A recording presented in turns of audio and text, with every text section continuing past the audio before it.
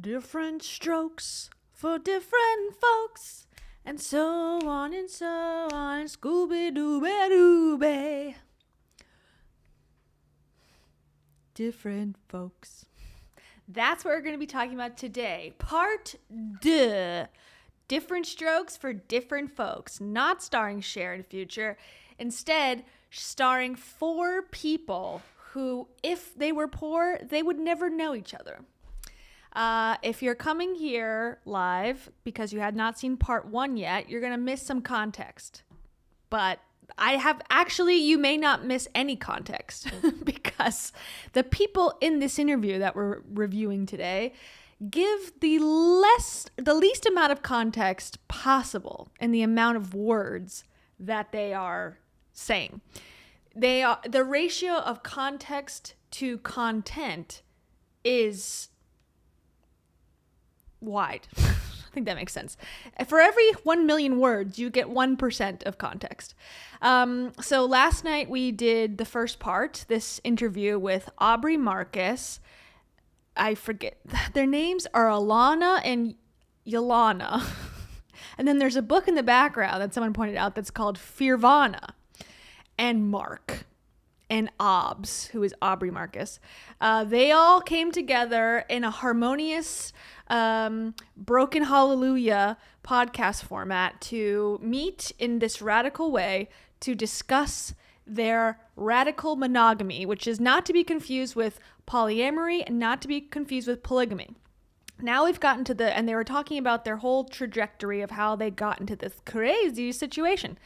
And we got to the part where they are calling it the tragic. They got to the tragedy of their polycule, I guess. I don't know. They don't call it a polycule. They're throuple. And the tragedy was, this is just a recap before we start again.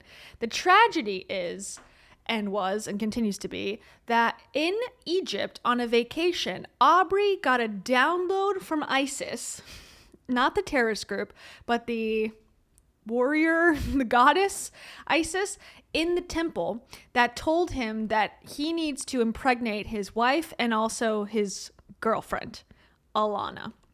And he was so angry. He was so angry about it. He was like, dang it. I hate when this happens and I get the things that I want. And his wife was not okay with it.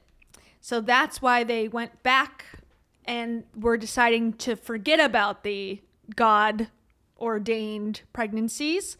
And this is where now we return. And he was talking about the last clip, because I was just rewatching the end of the stream to kind of catch myself up too.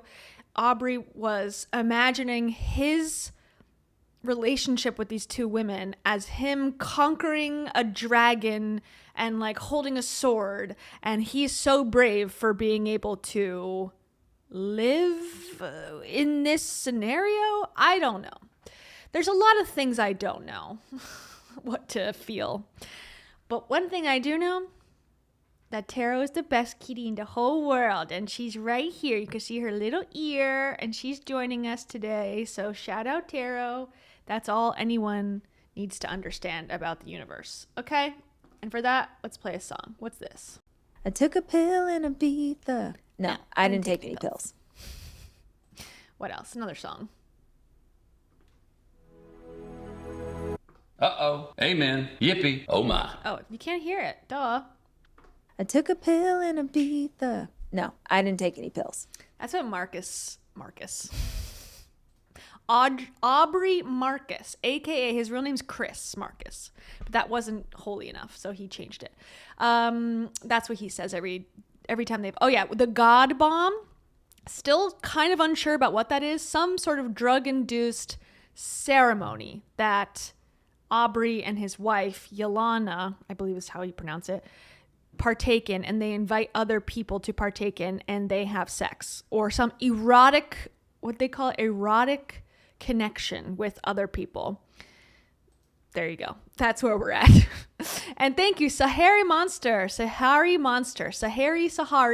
We'll never know, but we will be merry. Thank you so much. Taro, you got a little treat. And for that, I say this. Time for me, you, and all the nations to get us some elevation. Woo. Woo! Thank you so much. And also, thank you to some guy 00000001. Thank you so much. They say, first time watching live, your Canadian friend. Oh my gosh, we have some great friends from Canada. We have a lot of really great friends from Canada. Really great friends, specifically. Also this.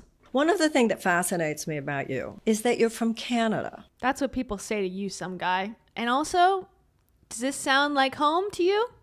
I'm sorry you're upset. What about this? Show up at his house. Thank you. Okay, let's dive on in, shall we? Back to it. Okay, a new pattern of sacred relationship emerges. And I don't know if we talked about this. It's in my thumbnail. Is their thumbnail? The thumbnail says not monogamy, even though they did classify it as monogamy. Not monogamy, not polyamory, an evolution. So this is, they're claiming that their situationship is an evolution. So there you go. They're really remaining humble in the presence of themselves. All right, here we go. Let's do it. It's been a real gift. Yeah, and really, I mean, it's so beautiful. And really, all three of you have shown purity. Yeah. He's got weird words, pronunciations. Shown? What are you saying? You've shown? Am I missing something? Meaning, you've all been exceedingly complex and a huge pain in the ass. I don't know if I can, I'm about to cry receiving that because I don't know. Just to be clear, right? Like everybody, these guys are such a pain in the ass. Just to be clear. But you've all been like wonderfully complex, but also you've all held at different moments the place of purity. So there were times when Alana was holding the purity and the clarity and was the kind of stable arc, and at other times Vi would go down into her deepest place and clarify and find her purity, and it would hold everything. And at other times, Aubrey, right, would find his deepest purity. And, when you have three people, we were talking yesterday, there's like 9 relationships, right, at least, right? There's everybody with themselves, and then with the other person, and then with God. And there's moments where at each moment we turn to one of us to hold it, and then we kind of pass the torch, and then in the end we hold it together. Yeah. Right. So I think. Okay. So returning fresh for this interview, still I think they're saying nothing. He's grabbing it from his depth again. Just fill the space with words. None of it actually has any meaning, in my opinion. It's so vague and non-descriptive. It could be a million things as to what he's describing, and we'll never know. That's one. But the second thing is, I just want to kind of say something just a little bit to kind of, people listening. No one here needs rescuing. So just relax, everyone at home. Yeah, please don't project onto right? me that I'm not choosing this for myself. No one reads it. Please. Right? It's okay if you Everyone's do, made beautiful choices, and that's... We're only reacting to you literally crying the second that the story was brought up, and you saying how difficult it is for you, and you also saying you didn't want to do this. So no one thinks you're a victim. I don't think neither one of those women are a victim. I think they're misguided, and they're going to regret it later if they ever come to any sort of actual clarity and stop with the ayahuasca for a little bit. I think maybe they would see the error of their ways. I don't think Aubrey's ever going to see the error of his ways. I think he's just going to keep on adding women that find him charming to the list and to hopefully to his, posse. So you can have all these options all the time and he can feel like a king. That's what it seems like he wants. Sorry Shepherd, thank you so much. Sorry Shepherd. Sorry says, this dude about to smack us with those hands. Yeah, he likes to block his face while he's making a point that is irrelevant and confusing. But he's got great hand movements. I do agree. I can't deny his hand movement game on point. This is so good. That's what I say when this man, Mark, aka Keith Raniere, mixed with Michael Douglas, mixed with Stephen King, they had a 3-sperm baby, and he was born. Whenever he makes his hand movements, I'm like, oof, so good. Also, his humor, deep belly Just laughs. kidding. He's not funny at all. He's just insane. Okay, back to it. Thank you. Sorry. It's really important. In other words, we never had a sense in this last journey that this has to work. And there was always a moment where everyone said, okay, let's really go deep. What is our deepest heart's desire? What's our clarified will? And there was an enormous sense of freedom here. And I never viewed, just in kind of my little seat here, I never viewed it as my job to make this work. Not at all. It was to have the... Why would it? You're a random middle-aged man. What are you doing here in the first place? Why would that ever cross your mind? Well, I just need to tell you that I didn't take this on as a personal project to make sure your throuple works. Yeah. What are you doing here in the first place? Maximum integrity in this journey. And if the maximum integrity in this journey means that there's going to be an evolution of love and there's going to be a new configuration of intimacy, then, oh my God, like blessings on high. And if it means something else, then it will mean something else. And we've really followed this deep listening and this deep, deep refusal to bypass. And they're all if you would bypassing. ask, They are all spiritually bypassing all of their trauma and issues. This is a reaction to whatever is going on deeper. They think that they're healing, but we all know, right, that they're not. me, which you haven't, but I'm talking, so what the fuck, right? But if you'd ask me, like, what should a person listening, take from this? So there's definitely like lots of guys saying, I want my wife to hear this because, well, bad idea. Okay, that's not the way to go. It's more like this is a model for radical commitment to purity, to love, and clarity. And that means something utterly different to each person listening. It's a model. Okay. First of all, they've been doing this for what? Maximum of 6 months, maybe? And they're already saying this is a model. We've worked it out. We've revolutionized human relationships. They've barely made it out of like the honeymoon phase of the marriage. Now they already have a second person involved. Yeah. Call me in 20 years. We'll see who's left at this table. None of them, I think. So whether I'm single or whether I'm in a classically beautiful monogamous relationship with all of its holy and broken hallelujahs. Oh my God. Whatever my model is, all the split off parts need to be brought into the conversation. And I also just want to say something. There are hundreds of millions of people sleeping alone who don't want to be sleeping alone. And so the notion that there's only a including him, particular version of a city on a shining hill, which looks only a particular way with a particular white picket fence, with a particular kind of dog wagging its tail, with particular configurations of children and grandchildren, that's nonsense. Love comes in many distressing and wondrous and gorgeous and complex disguises. We have to love with integrity, and everyone has a right to love. And everyone has a right to be loved. And it's just simply not true that you only have a right to love and be loved if it fits into that model. And if you don't fit in... I hate this guy. I really hate this guy because, again, he was given the gift from God of good cadence and, like, engaging speech patterns. But what he is saying is evil. And I think he's actually a horrible person based on what I've read about him and what he stands for and how he is... I think manipulating these women here. I hate it. But he's got a good voice. That's the thing. He could be like an orator of something positive, but yet, the power of yet. Sorry, Shepherd. Thank you so much. Sorry, Shepherd says, these dudes beyond full of ish. Girl's gonna walk. Yeah, at some point, I hope. I think the first wife is gonna walk first. She's gonna find a man who's like wants her for her and is not going to put her through this garbage, and she's going to be with him. And then the second girlfriend's going to become the wife, and then he's going to have another vision from God, and God's going to say, you need another girlfriend, get on Raya. Now she's going to be the first wife and has a second, and then it's going to grow from there if he maintains this. That's my guess. And then she's going to leave, and then it's going to repeat, and then he's going to be 80, and then he's going to be, living at the compound, having people lick his feet and stuff. And for you, sorry, I say this. Get your hearts ready. And also this. This is actually legit. This is actually not legit. Brian Johnson. Okay. Into that model, you should be ashamed of yourself, and you don't have a right to love or be loved. You know, as the Bible says, fuck that.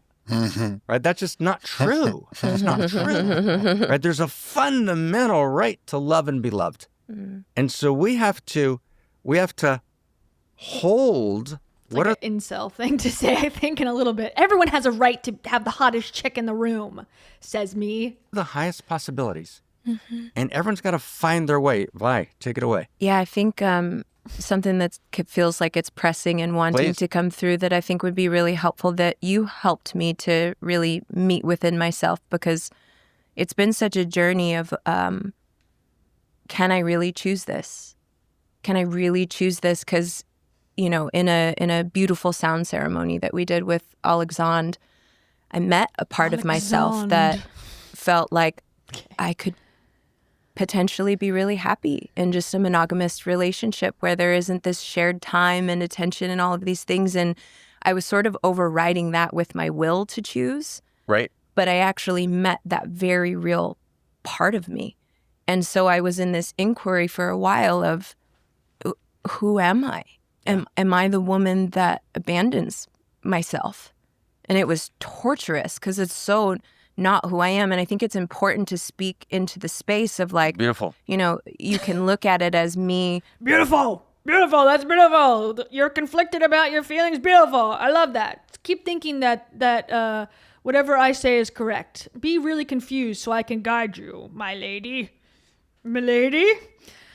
He's definitely a fedora guy. He left the fedora at home today, but he's definitely a fedora guy. I can tell. I'm here to save your relationships. Sorry, Shepard. Thank you so much. Sorry says, first wife rejected his vision on the Nile. Yeah. Not denial, but the Nile, actually. If you didn't see the first part, Aubrey threatened to throw himself in the Nile River because his wife was upset that he wants to impregnate another woman. The drama continues. Anyways. There's literally no place in the world than I would rather be than right here with you.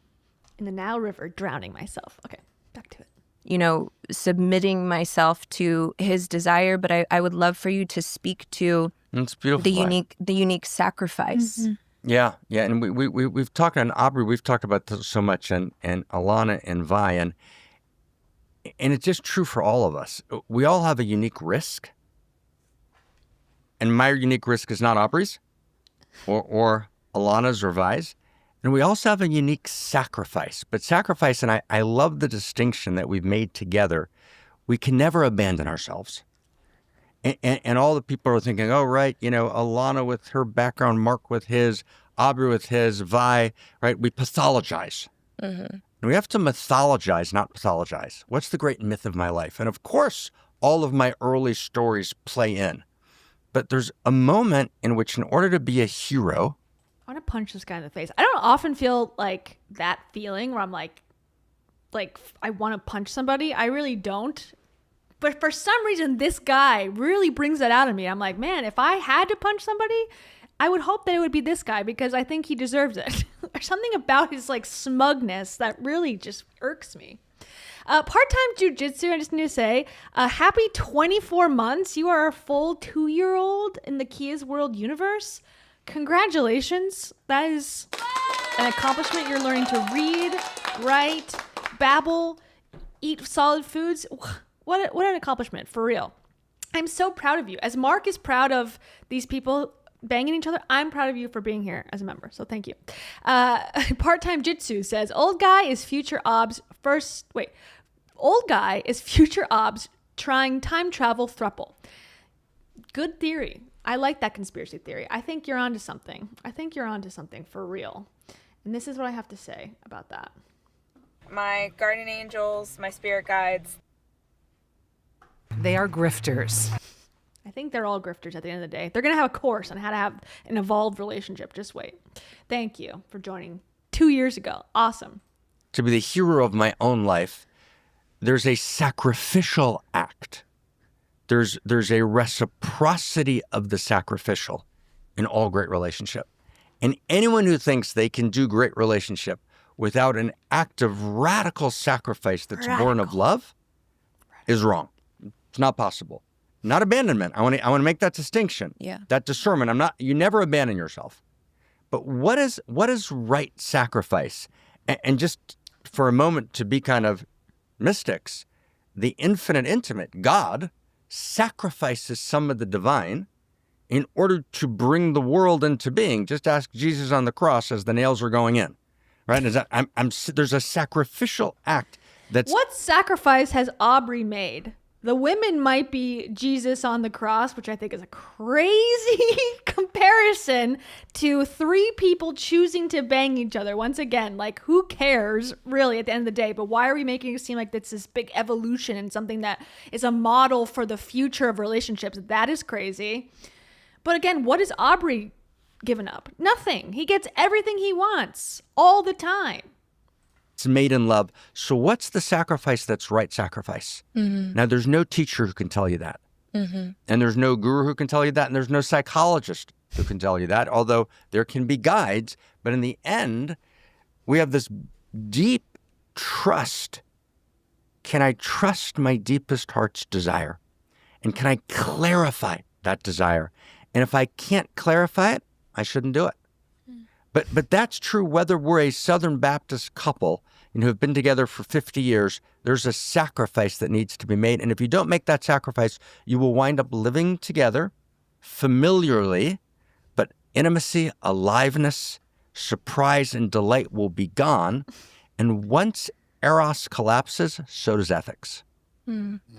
So this is the big deal. This is about ethics. This whole conversation here is about ethics. And I want to just get this last, because it's this book you pointed to, Aubrey, about the evolution of love. It's based on this. That's his book. That's his book that he wrote. This book that you pointed to, that's his. He wrote it. This very deep premise that we've all talked about so much, that all ethical failures are based on a collapse of eros. I don't feel my aliveness. What's the ethics of sexually abusing children? I'm curious what Mark has to say about that. Okay. I don't feel the fullness of presence in my life. I don't feel radically engaged and alive and moved by life anymore. So I feel this deadness. And then I cover up that deadness with what? With pseudo-eros. But pseudo-eros becomes exponentialized war. What? Abuse, destruction. Again, war and abuse is caused by women not letting their man have multiple wives. That's what he's implying here. Right? Addiction of every kind. So everyone thinks, oh, right, this is just some, kind of highfalutin, kind of wildly exclusive privilege. No. This is a great journey into what's possible in being fully alive for us particular people in our particular lives, in order for us to live in that full aliveness so we can be radically ethical beings, pouring that aliveness into service. Mm-hmm. And every single person watching... Shut the fuck up. I can't stand this guy. He's also saying we quite a lot. Are you in this throuple? Is it now a quadruple? A foursome? What's going on? Why are you saying we every 5 seconds? What do you have to do with this? Has a completely different story. But in that story, you have to ask yourself the question, you never abandon yourself, but what are you willing to sacrifice as a great sacrificial act? In Hebrew, the word for intimate and the word for sacrifice are the same word. It's a 3-letter root, korban. The sacrificial act and the intimate act are the same. And unless I'm willing to sacrifice... Again, what has Aubrey sacrificed? I want him to say, what has he sacrificed? He can't have 15 girlfriends. He only has to have 2. I can't be alive. And if I'm not alive, I ultimately become, to borrow the biblical phrase, an asshole. Mm-hmm. I'm not ethical. Yeah. I can't give. Mm-hmm. So, wow. There's so much to unpack in understanding the difference between compromise and sacrifice as well. Yes. Because without this kind of understanding of sacrifice, where you're laying something with full heart and even a kind of joy to the altar, rather than saying, oh, I got to fucking compromise. Compromise always feels like I had to give up something that I didn't want to give up. Where sacrifice, when it's intended, I'm intending this sacrifice for a greater, for something greater than myself. I'm giving my best to the highest, you know, which is, so I'm giving something that is important to me onto the altar for something that's even more important to me. So it's not a... So what is it in this context of what we're talking about? What is that thing you're doing, Aubrey? Obs? I must give something to the altar. Okay, got it. What is that thing? And Sorry Shepherd says, Aubrey sacrificed his girlfriend's sanity. Yeah, exactly. He's willing to, it's like Lord Farquaad, you know, he's like, that's a sacrifice I'm willing to make when he's talking about all of the knights going after the dragon. Right? Dragon? Is that what they're fighting? That's how he feels. Yeah, he's gonna sacrifice his lady's brains for the greater good of his penis. Ay, ay, ay. I like winning more than I like sitting on the beach. That's Aubrey for you. A compromise, you know, because we could look at this and like, what are the compromises we all had to make? But it's not that. It's really the right question is, what are the sacrifices? And the unique sacrifices. And the unique sacrifices that we've all had to make this work, because we believe in something that's higher than these separate self desires that would be seen as a compromise from the separate self. But looking into the future of our own lives, our own stories, we see, no, that's not a compromise. That's a sacrifice. Yeah. No, that was a really helpful frame. I'm not understanding the difference. Yeah. That you gave to me as I was sort of wrestling with this piece of me, because, you know, So she's wrestling with this. Her gut instinct is, no, this is not for me. Bad. So her intuition is telling her, no, you're better off in a monogamous relationship because of your past. You have these, you know, wounds that are hurting. This is causing you stress. She was upset immediately when she had the sound bath ceremony. She was thinking she wanted to be monogamous. Then she goes to Mark to talk to him about this, and he pushes her in the other direction. I wonder why. Probably because he's on Aubrey's payroll. So it's his job to gaslight these women into thinking that this is holy.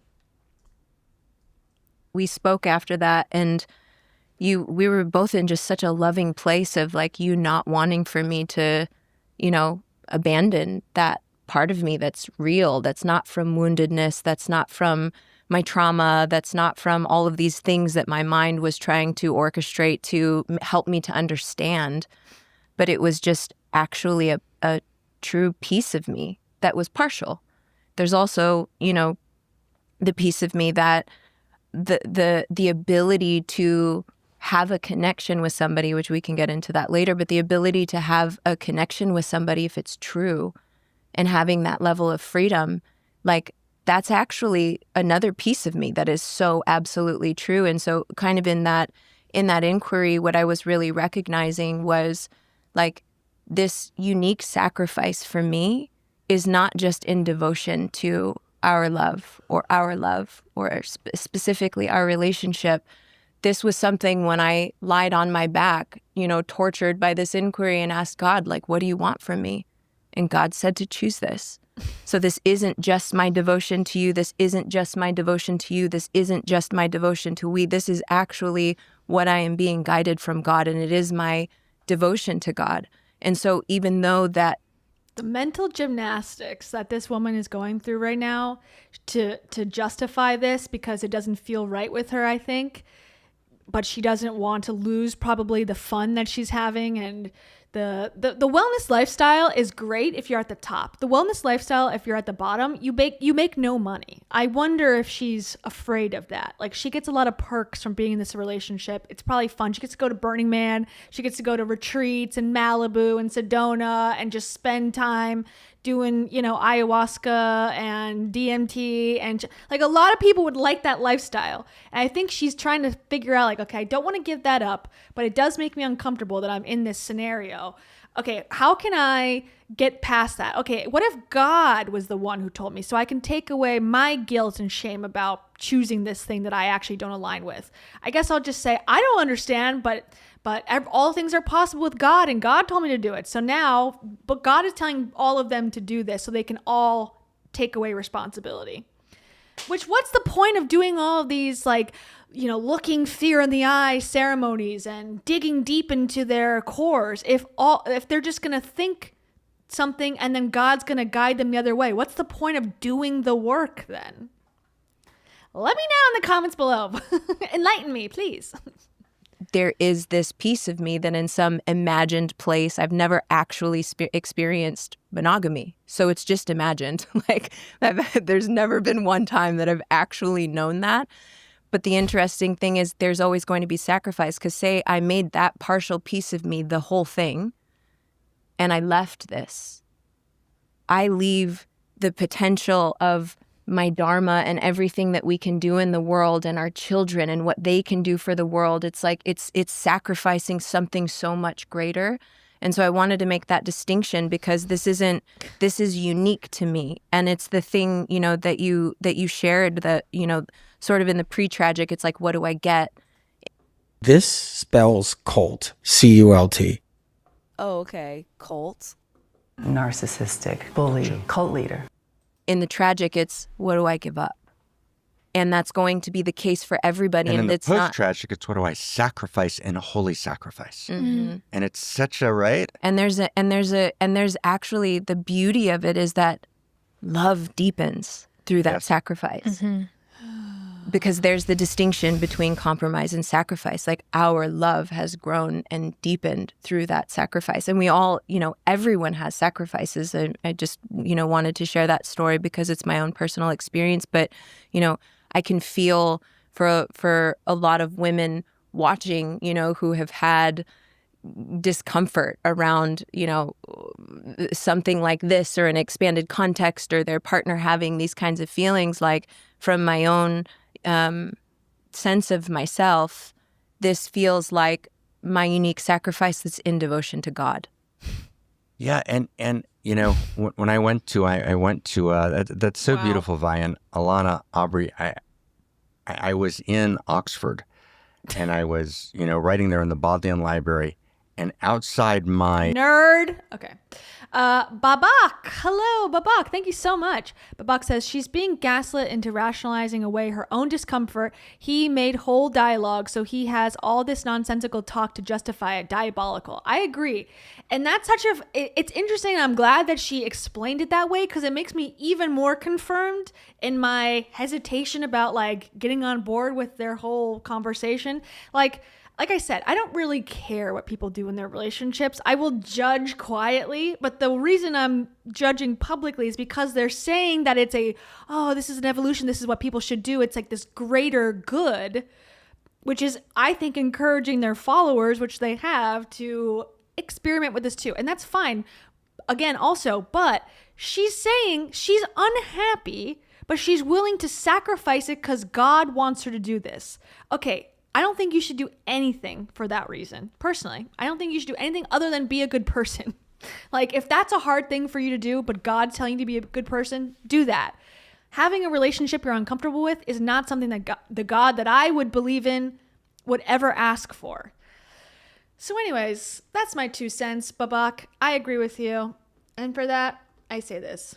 Why am I so emotional? And also, no one's come to save us. thank you, Matthew McConaughey. A window on Friday morning, there would be like 50 Romanian men who would be lining up, who were working in Great Britain, who were sending money back to their families, right? And, whenever I see kind of the demonization of men, I think of those men, kind of working like 17 hours a day. And that was their devotion. That was their sacrifice. And it was gorgeous and it was beautiful. And for those men, that model was their stunning and beautiful model. And I am on my knees in devotion to that beauty. Just like I'm on my knees in devotion to your beauty. He was sucking the dicks of all of those workers at the Oxford Library that he was watching from outside the window. What story is this? Oh, I was impressed by the men who sent money back to their families. That's such sacrifice. That's actually a necessity for living. And I guess it's good. I don't know. There's so much wrapped up in that. I don't even care. I hate everything Mark has to say, but he will take anything and twist it so that it fits his narrative. So what's the point, again, of listening to him? Because it's like, whatever he thinks, same thing with Aubrey. Whatever thought they have, they'll create a scenario and a story and a mythos and a godly, divine message to make it match. So you might as well skip just to what they want, because they're going to justify it no matter what. And Chels Marie, thank you so much, Chels Marie. Welcome. Chels Marie says, hello from Hawaii. Oh, aloha. I could be the Chelsea of this throuple. Love to hear you talk about literally anything, Kia. Chelsea. You could be the Chelsea. You could be Alana Chelseaana. Fearvana. See, there's the book. Do you see the Fearvana? That's so funny. And they put that there, probably. It's a sign. Oh, everyone needs to change their name from whatever your name is and add Ivana, and then we can be in love and happy, finally. Chels Marie, this is what I have to say. The best, goodest, good girl you ever met in your life. That's you. And also, I want to go to Denny's with you. Do they have Denny's in Hawaii? Let me know. I hope not. Okay, back to it. There's not one path up the mountain. And I would just ask, just so tenderly, Ab, with Vailana, with Alana, that people give up being threatened as you listen. There's no sense that you should be doing this or that this is better than anything you're doing, but there is a demand here. There is an invitation, which is whatever your authenticity is, whatever your integrity is, right, on your unique path, for your unique risk, for your unique sacrifice, don't compromise. To thine own self be true. Right, really to thine own self be true, and live great love. Most people have given up the possibility they can have great love. And that's not true. And if we don't have great love, if we don't live as outrageous lovers, something wilts inside of us. We're no longer, you described, Lana, so beautifully as you met in this place, how you were, I'm seen, right? I'm recognized, and we're all systematically misrecognized. And then all of a sudden I'm recognized and I'm welcome in the universe, right? So this story for me is another welcome home sign in the universe. Great love is possible. Yeah. Okay, here's a flip side to this thought process. Like, and it's going to sound probably insensitive, so I apologize in advance. But for example, let's say you're addicted to crack. Okay, just it could be a number of drugs, but let's say crack. And other people in your town are also addicted to crack. And you start to hang out together because you're in the same places. Okay, you probably feel really accepted by this person, by these people. You hang out with them, you're into the same things, you're not judging each other for your actions. You're feeling really accepted in the universe of this den, okay? Is that a positive thing for your life? Just the acceptance of this bad behavior you're all partaking in? Does that mean because you feel accepted that it's good? Same thing with the cult. Hey, you join a cult and now they're branding you without your permission. Everyone here is very accepting of everyone else, but is this good for you long term? No. So this example is stupid. Sorry Shepherd, thank you so much. You are the best, by the way. Sorry Shepherd says, Aubrey's like my sister's first husband who did this. Uh-oh. Family drama. Care to share? Please let us know. Maybe we'll get a detail about someone's relationship for once, because we haven't gotten any so far. I've heard nothing but, oh, and in the ether we walk in the valley of the shadows of the gods, and then I took a sword, and then I was really, really deeply divine. It's like, oh, I hate it here. I'm a medium. I channel all day. I didn't come into this world the way everybody else does. Thank you. Okay, back to it. Right. And maybe last sentence, I can't tell you how many people in the last couple of weeks when I mentioned that I was going to do this podcast, they said, don't do that. That's just too controversial. And of course, I've avoided all controversy in my life, so I certainly wouldn't want to step into it. But the truth is that... He's laughing because he was wanting to be with a 13-year-old girl, allegedly, and a 16-year-old girl, allegedly. Oh, ha ha ha, tongue in cheek. That's disgusting. I wasn't willing not to do it because I'm proud of you. And I'm proud to be proud of you. Right? I'm proud to be proud of you, right? Because you're standing and living in great love, and you should be proud of yourselves, divine pride. And y'all said in the last couple of weeks, everyone in their different ways, we would do this no matter what. Right? Rich or poor, in sickness or in health. The Valana barely wants to do it now as the current version of the current timeline she's on currently. She barely wants to do it now. And you're putting words in out of our mouth. If you were sick and dying, if you were poor, you'd be here. Yeah, right. Okay. Give me a break. Sorry. Thank you so much. Sorry says, I talk against poly anything because I saw it IRL in real life. Was it wonderful? Just kidding. I can imagine. Do you see things the way I do, or do you see them wrongly?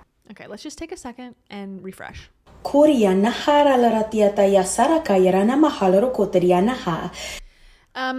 how many times you think he's going to say broken hallelujah left in this last hour. I'm curious. 4, maybe? That's my guess. However the ways of beauty go, we're 3 souls together, not with radical distinction, a marriage, a lovership, a deep honor. You know, Alana never wants to have a day where she feels my love is less important. Vi never wants to have a day where she feels I'm less married. Right? Radical monogamy in the field of erotic mystics. And Aubrey has got to be awake all the time, and Vi's got to be awake all the time, and Alana's got to be awake all the time, because we have to actually place attention and be surprised anew every day and let the blessing spread. And like your legs for me, says Aubrey. I like this. I agree. Lost in Walk says, my theory, Aubrey was already afraid Alana might be pregnant, but he was also afraid to tell the first wife V, so he concocted this ridiculous story about having a baby vision from God.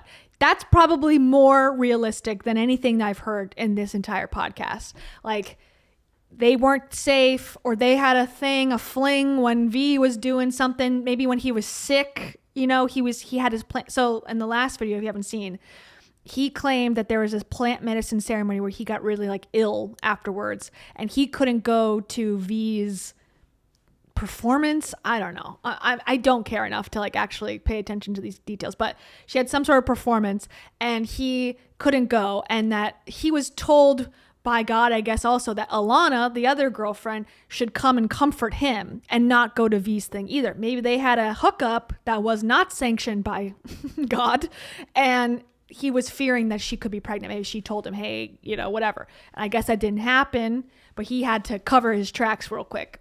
Seems reasonable to me. That seems like a real story. And the post-tragic garden it is an arduous path, because it takes you through, it takes you through the tragic. There's no way to get to the post-tragic garden without navigating the tragic. And the tragic is full of the proverbial Scyllas and Charybdises, the rocks and the hard places and the eddies and the whirlpools. And it's a hero's journey to get there. And there's lots of different places where, particularly I'll speak from the masculine perspective, that you can stumble. And you can stumble in your ethics and become the dark sorcerer who's manipulative. And one of those ways is, if you're controlling the resources, you could try to use the control of that resources to not give a true, blessed option. So in the inquiry of whether Vailana wanted to choose, I wanted to make sure that if she didn't choose, I promised I'd love her forever. I'd make sure that she would have, a share in the resources of our kingdom. And she would have a beautiful, blessed path that I wasn't. Was it 50%? Because that's what the state of California would like for her to have. A share of their godly kingdom riches, or whatever he said. Using my resources to control her in any way. And then also, cell phone. You have to be, if you're in this type of construct, you really, as I said, you have to be willing to put your money where your mouth is, proverbially, in the erotic jealousy arena. Because both Alana and Vailana have had lovers while we're in this construct. And if I folded in that moment, it's not that there aren't difficulties or things. Fortunately, I've had a lot of practice of losing my mind over that jealousy and my own, experience there. So I've been able to be like, yeah, like I can love you madly. I'm not going to love you less. I'm not going to hold a grievance. And I'm not one of those people that enjoys that idea. I'm not thinking about it like, oh, they're with another lover. That's not erotic for me. Sure, it's not. Totally believe you. For sure. But I'm also able to just be like, it'd be okay if it was all. I know. I'm just saying, but everybody wants to assume. It's the only way. It's the only way they can think that it makes sense. Right. People I call got me I got it. Cuck Norris. Like I must love this shit. I don't love this shit, but Right. I love my partners, and I love the ethics and the value and the truth of actually playing this. If you missed that, people on the internet call him Cuck Norris.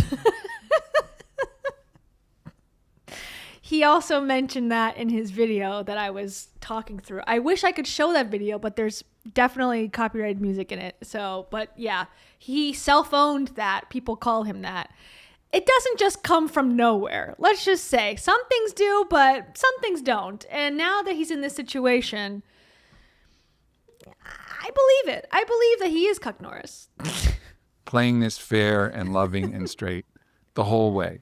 Because the love is real and the eros is real, and that's inextricable from the ethics. And the ethics are, okay, like let's look at this. One of the key things in these constructs is, can you trust that when your partner is with somebody else, that they'll leave the garden that is your partner better than when they found it? And like that's really the key. And in that, are they coming back with more vitality, with more energy, with more love to pour back into the relationship? And, fortunately, in our construct, it is that. And in many of the construct, for most of the time in that lovership that you're with, it was that.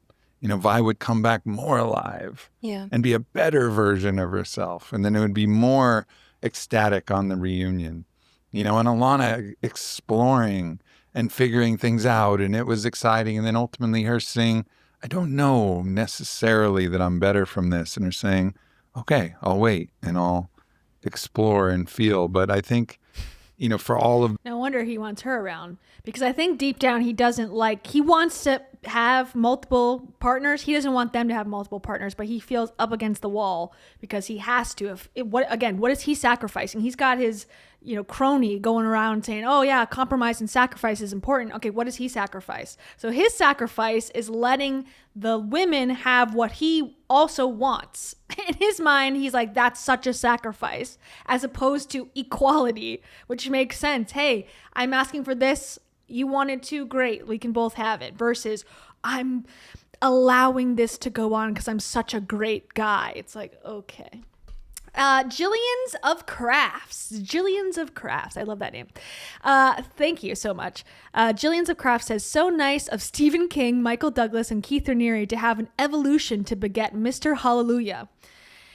I'm definitely going to cut that soundbite. I'm going to play it quite a bit after this stream. What did he say? I don't even remember. There's so many phrases that have come from this podcast. It's a cold and broken hallelujah. Hallelujah. Hallelujah. It's so quantum. So quantum. Oh, why does the sky look like a grid? As I was sitting in the cold plunge. Thank you so much, Jillian's of Crafts. And Asari Shepherd, thank you so much, Asari Shepherd, as always. To tell what I saw firsthand, he drove my sister insane. First, it was she needs to work 2 jobs. Then chick has to move in. It was crazy. Ooh, yeah, I think this is... from what I understand, and I don't know anything really about it, but from what I see on the internet of polyamory, it tends to be like the frog boiling in the water.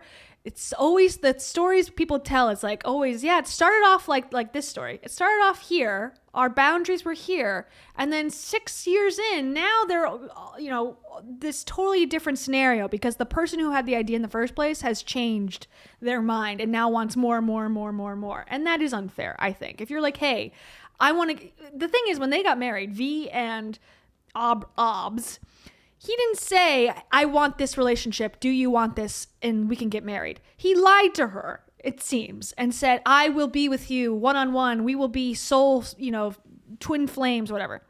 Then, I don't know, 6 months later, he's like, I want a new piece of ass. And then he went and did it. And then said, well, if you still want to be married to me, you got to be okay with this. It's a lot harder to get out of a marriage than it is to enter a marriage, I think. It's a different thought process. Like, you've already put people through this. You've already signed paperwork with the government. Like, now you got to get out of it. That's more work. A great deal of wealth is appropriate for me. You are privileged AF. Thank you, sorry. Thank you for sharing that. Okay, back to it. And this section of the podcast, in case you're wondering, is called The Generative Nature of Intimacy. I have no idea what that means. The men are out there like, oh, Aubrey's got it made and figured out. Like, really, really think. Like, if your sweetheart, your beloved, goes to spend the night with another man and they're having sex and doggy style sex and oral sex, hopefully not any more than that. That's about the limit of what I can take. But nonetheless, like, could you really be okay with that? What else is there? Am I right, ladies? I'm just kidding. Why would he have to say it? Like, oh, what were we? I don't know. He had to give the two positions he's okay with.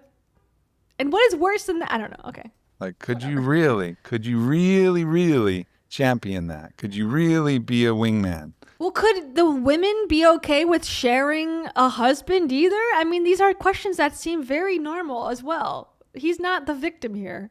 And be like, I want this for you. And also hold the discretion. I want your pleasure even when it doesn't come through me. Yeah. Exactly. That's right? been like the big compersion piece. And I just want to honor you for, my own exploration with a very unexpected, lover that came into my life in very same thing, like very synchronistic ways. We talked about it so much. Like, I thought maybe I would have like a tantric teacher or something like that, but I wasn't really like. They really say synchronicities. You want to, not her, I don't know how they met exactly. I think they met at Burning Man, but oh wow, you met a spiritual guru at Burning Man. Such a synchronicity, as if that's not all the people who are there. Oh, such a synchronicity. I went on a dating app and I got a date.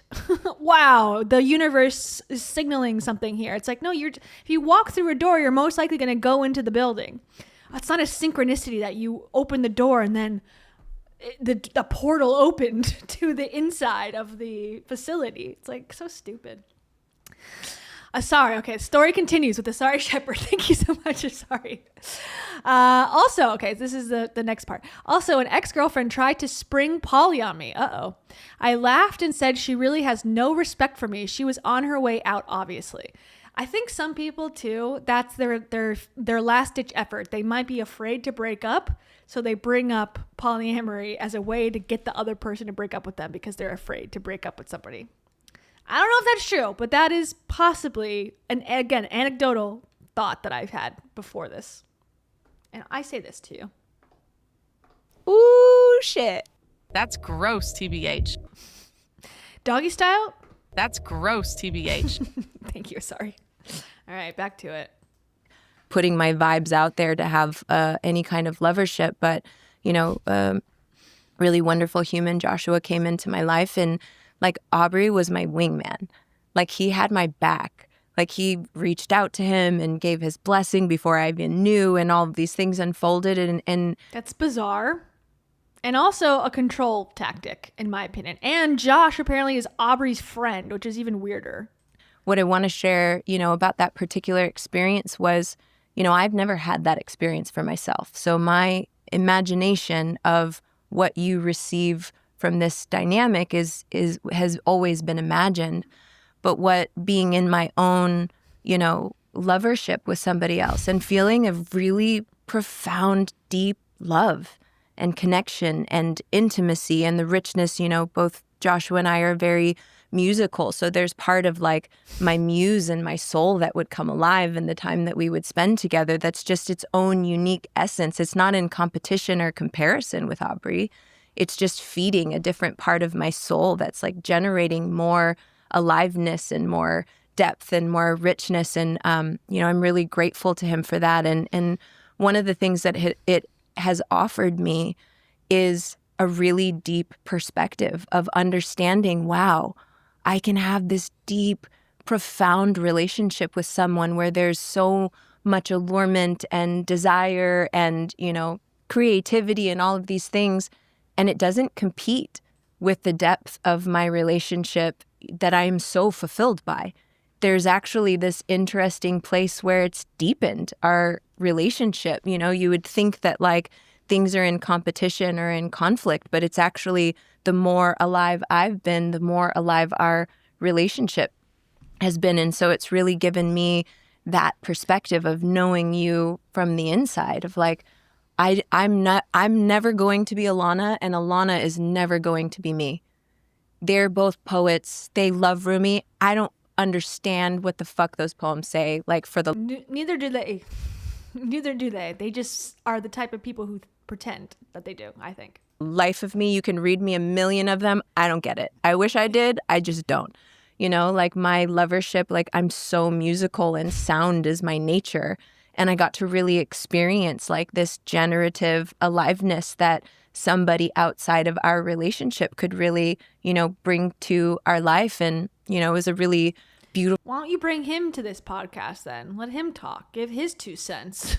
I'd like to hear from Josh. Full path, and I'm super grateful for it. And there's just like so much love and honor there and deep respect. But I think in the context of what we're really forging here, there's like this necessity for there to be an all-inness. Like Alana is all in. Mm-hmm. And then there's also, it's kind of paradoxical because it's like we're so deep, we're so in agreement, we're so committed. And there's also the freedom, like it's like radical commitment and total freedom that whatever comes, it's like I can actually walk out into the world. And if there's some synchronicity and I feel a connection with somebody, it's not that I'm going to like act on it in that moment. Like we have to be in agreement that feels, right for our relationship. But like the freedom to know that I can trust in whatever is true for me. Like that's ultimate freedom. Except when it's that she doesn't want to have a throuple with Alana. She can't trust in that because she had multiple times where she thought, this doesn't feel right. This doesn't feel right. And Mark came into the rescue and Aubrey came into the rescue and probably Alana came into the rescue and said, no. That's your wounds talking. Your true self would love to be in this relationship. And she changed her mind. So she doesn't know herself at all, in my opinion. In the context of monogamy, in the context of radical commitment, which is like, it feels like total paradox. But something that I just wanted to touch on because it's been so helpful for me to see through your eyes. And it wasn't something that I was looking for, but it was the perfect thing that really met what I needed. And it also offered me so many deeper places of healing things within myself that are just different from our dynamic. So it's like, it's not in competition. It's actually really generative. What does that mean? And I think that's the key. Like it has to be generative. Yeah. If it's I don't want to like reduce it, but if it's sort of like taking energy and there isn't like the full we-ness in the field, like that's where it can get a little bit complicated. Real intimacy is always creative. Yeah. It's always creative. Mm-hmm. Yeah. Mm-hmm. Alana, you got some thoughts there? What's stirring in that mind heart of yours? Anything you're thinking? Creepy as hell, Mark. Yeah, you got anything to say about that? It's got the Gollum energy on that answer. Fake name. I love you. I love you. What am I saying? Wow. That was a divine message from above. My goodness. Wow. I love you. I was going to say, I love your name, fake name. Fake name says, thank you. Well, you're gosh darn welcome, okay? I am dating the most evolved human being. Back to the swallowing. You're exchanging biofluids. That's for you. Okay, thank you. I think that one piece in that was just you having that experience helped us deepen so much, because it wasn't that there was an unwillingness to see me or see my position in this constellation, but I think that that allowed you to see. So their relationship is, they're calling it a constellation. I don't think we've talked about that. That's weird. Yeah, I do think this is a sign. Lovership, constellation, I don't know what else. Those are the kind of the bigger ones where it's like they're changing words that exist in current culture and changing them to be insular. That is very cultish to me. I agree with the comments. Like that is where you start to have words and signals and symbols like that you only use together to describe basic things. It becomes a thing where it's like, oh, well, if I try to explain this to someone else, they're not going to understand. I just need to stay around my people who understand what I'm talking about all the time. And that's a way to keep you in. The mango frequency. See me on such a deeper level, and also my unique sacrifices. And not that it was exactly the same, but I think that that was really like a key moment of opening for us to really just feel and deepen in our intimacy and understanding of each other. Mm-hmm. Yeah. Mm. Yeah, and I think, for Alana, the depth of love, there's no ceiling on the depth of love. There's structural uniqueness in our relationship, but there's maximum freedom, and then there's the constraint of the love that it's just natural. It's a natural law. It's not a contractual law. It's just the natural law of how much love there is, that we won't violate that love with another thing unless it is genuinely additive to the love that's already there. Or hypothetically, it could be a different, greater love that could cause a sacrifice, but none of us feel that even in the slightest. It's like, okay, whatever's going to work, whichever other players come into this. I just looked up how old Alana is. And this could be inaccurate, I don't know, but this website called Listall, so not a great source, says that she's 27, born in 1996, so I am 5 years older than her. And I think Aubrey is in his 40s. Let's see. Marcus, and I think that's I think the other woman is closer to his age. 44 he is. So 27. So 44 minus 27. Let's see. 27 is 17-year age gap. Okay. And let's see. Aubrey Marcus. It's so shocking that he was told to get a younger hot wife, and he wasn't told to like marry like an old, widow or something. So interesting. Like God wanted that for him. Age, let's see. It says Aubrey Marcus's wife Villana and her age is not publicly available. Okay. Interesting. So we don't know, but I'm assuming closer to his age, older or around that same time.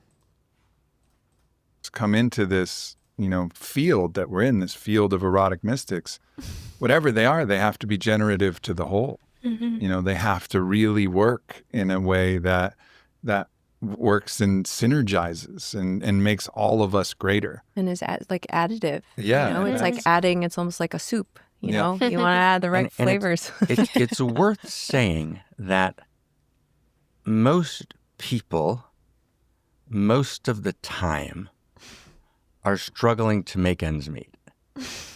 So they're like, I've got about 6 minutes today to work on my relationship. And that's actually tragic. That's not a good thing. Right? That's not the vision. The vision of returning to Eden is that people can actually be in the dance of love, that we can be creative in love. And so you're a communist? You support universal income? Doubt it. You've decided to be erotic mystics. And to be an erotic mystic means that part of my great experiment in life is that I want to, for the sake of all, actually try and generate new configurations of intimacy and then to vulnerably share about them and to experience the holy and broken hallelujahs to see what's possible. One and more not time. everyone Okay. should be a physicist, 3 more. and not everyone should be a chemist, right? And not everyone has that possibility. But what we do want to do is we want to also recognize, and I want to just kind of feel this for a second, that as people listen, just you have to feel into your own life. What in your own life, no matter where you are, no matter what you're doing, what is this evoking you? You don't want to imitate this. Bad idea. Bad idea. Because I don't believe they're actually happy. I don't believe anyone at this table is actually happy. I think they're all masking their insecurities, their really selfish desires, and they're masking it in the cloak of we are evolved past average 9-to-5 workers who are so low vibe. And I hate that type of narcissism that comes from the spiritually awoken type of person. Because when I had that. That's the reason I hate it, because I had that, and I hate that I was like that at a time of my life. I really did. And I think it was a way to deal with like being disappointed by my life. But it was like always the only thing that made me feel better was to put others down, and not in the way that I'm doing it now, in a different way, in a worse way, in my opinion. At least now I'm like, this is how I feel. This is my thoughts on this. I think this is unhealthy or bad or weird or crazy. And I'm fine with saying that. But in a way of like, I am superior because I believe in fairies. I am superior because I believe I get messages in my brain. Like, I never was that deep down in the hole, but I was definitely riding the train that direction for many years. And I'm grateful and thankful that I got out of it when I did, because I could be one of these people. If you kept going down the road and nothing bad had happened to me, or I didn't if I had been introduced to a different life coach than the one that I was, I probably would be thinking this crazy shit. And I'm so glad that I did not. And so for them to say, oh yes, this is the evolved way to live is so ridiculous. These people are dealing with the same issues everyone else is. They're just dealing with it in a very annoying and insufferable way. Thank you. You want to see what creativity it is evoking me. So, for example, if I'm with my partner, what are the split off parts of me that I can't bring to the table? Well, now we got 3 people again. It was just me and you, but there's the split off part. What's the split off part of you that I haven't allowed to come to the table? So this is about, you want to watch this podcast as a movie. It's a late night French foreign film, right?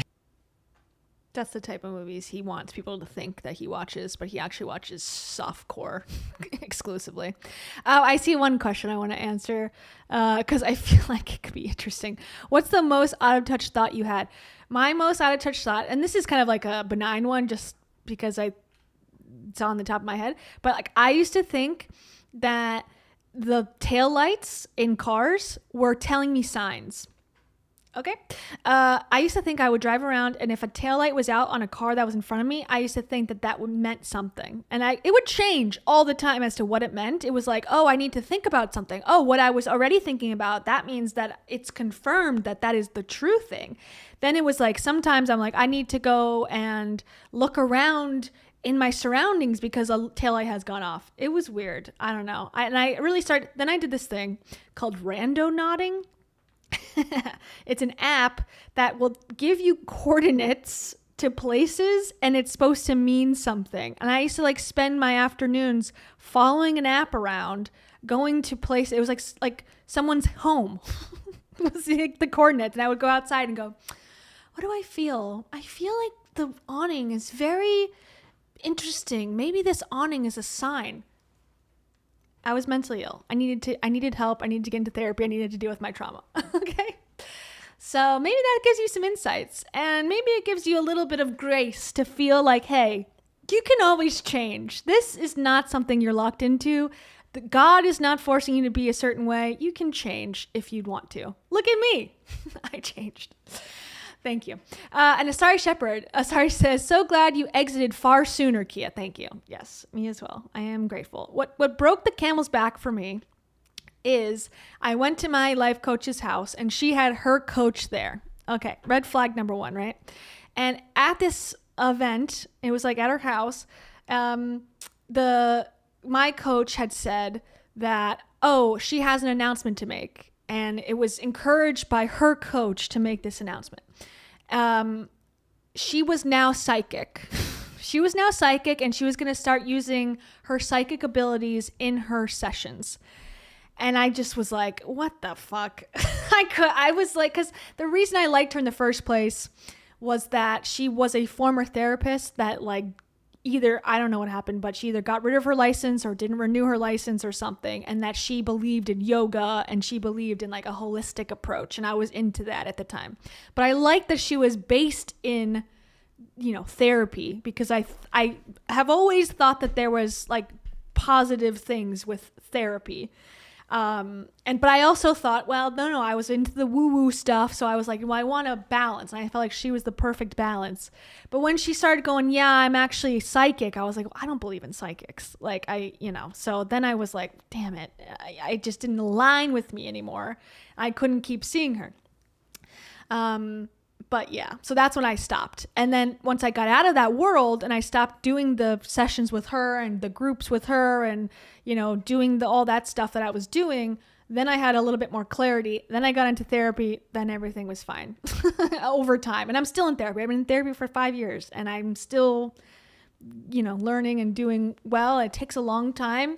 And that's okay. I don't mind that it takes time. I encourage everyone that can afford to go to do it if you can, because what can it hurt? I mean, it could hurt, I guess, if you have a bad one. But if you have a good therapist, you might as well try, because it's helpful for me. Anyways, that's a little bit of my personal life, connecting it to Mark as he puts a curse on us.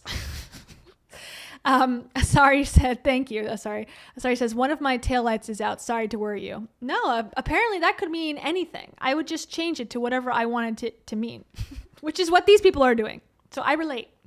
Thank you. And Babak says, imagine these insufferable a-holes and goofy outfits talking like for hours at Burning Man. I can't. I would lose my mind. Mango brain buffoons. The mango frequency. Do you mean the mango frequency? I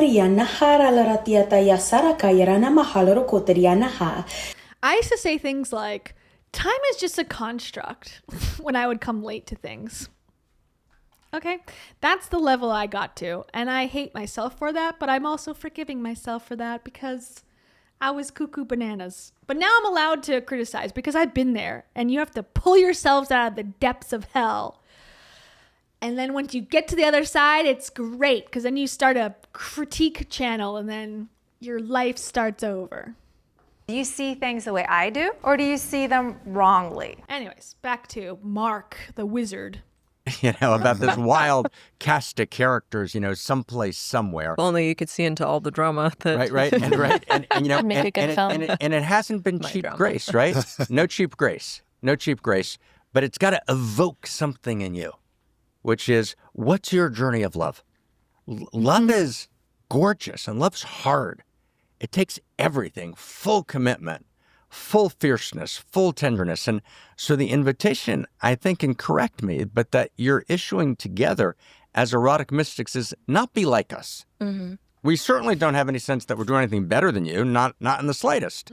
More like, okay, yes, you do. Yes, you do. If you keep saying you're higher, I'm enlightened, I'm this, I'm that, I understand my gifts to the world, my destiny, you do think you're better than everyone else. You do. If we can share who we are in some way which provokes your own journey, your own story, your own love story, and your love story somehow deepens because you're called into that depth. And by seeing this podcast, you're just not willing to settle, right? You don't want to leave your context. You want to deepen your context. Mm-hmm. You want to take not the wrong risk. Don't be foolish. Take the unique risk. Mm-hmm. And for most people, again, and I apologize insincerely, but I want to say it again. For most people, most of the time, that's usually with two people. That's the right path for most people most of the time. But it's definitely not. But if you're better and more evolved, it's definitely better to have three.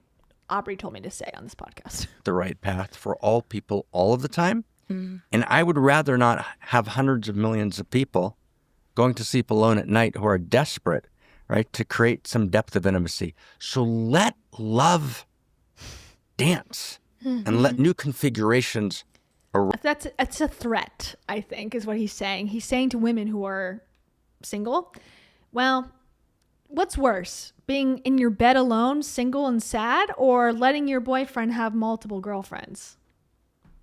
Come on, ladies, get with it. Rise and let every person's right to love and be loved, to desire and be desired, fill them with eros so we can be filled with ethos. And we can create a good world which no one's left out of the circle of intimacy. So beautiful. So beautiful. Alana, I'd love to hear from your perspective because there will be a lot of people, and Vi and I have shared from our perspective. I shared from the masculine perspective certain things, traps that you could fall in. Vi's shared traps that she could fall in the competitiveness. The world, there is a kind of intensity. This is challenging that we have this, and it's almost like people are afraid that this unique configuration is going to be contagious. Like we got to quarantine people from this, construct so that it's not contagious and nobody gets any wild ideas. But from your perspective, coming into this relationship as it was, like, what are the things that you've learned and what are some of the traps that you see, and speak to other people, because there will be hundreds, if not thousands, who've found themselves in a similar position to you. And like, I know you have some, beautiful thoughts about a king and a false king and different ways that which you can actually align your devotion if you are in your position. Now, of course, you can only speak from your own uniqueness, but also just for anyone who's Let her talk. Let her say her own words. Positionally similar. It's not going to be the same because you're uniquely you and it's uniquely Vi and it's uniquely me, but positionally similar. What guidance would you give that you've kind of learned in this process? Because I'm sure it wasn't what you imagined, Yeah, I mean, I think so much of coming into this has, again, forged my capacity and my faith in the unknown, because there have been so many things that you just weren't able to see through. And again, going back to that felt sense and that gnosis of trust and truth in my system has really been... There's 10 ways to say you had a good day. You can say, I had a good day. You could say, I got a candy bar on my way home from work today, which basically says the same thing. I smiled all day because I got a phone call from my best friend. That's another way to say it. Why do you pick the most boring and confusing way to say something?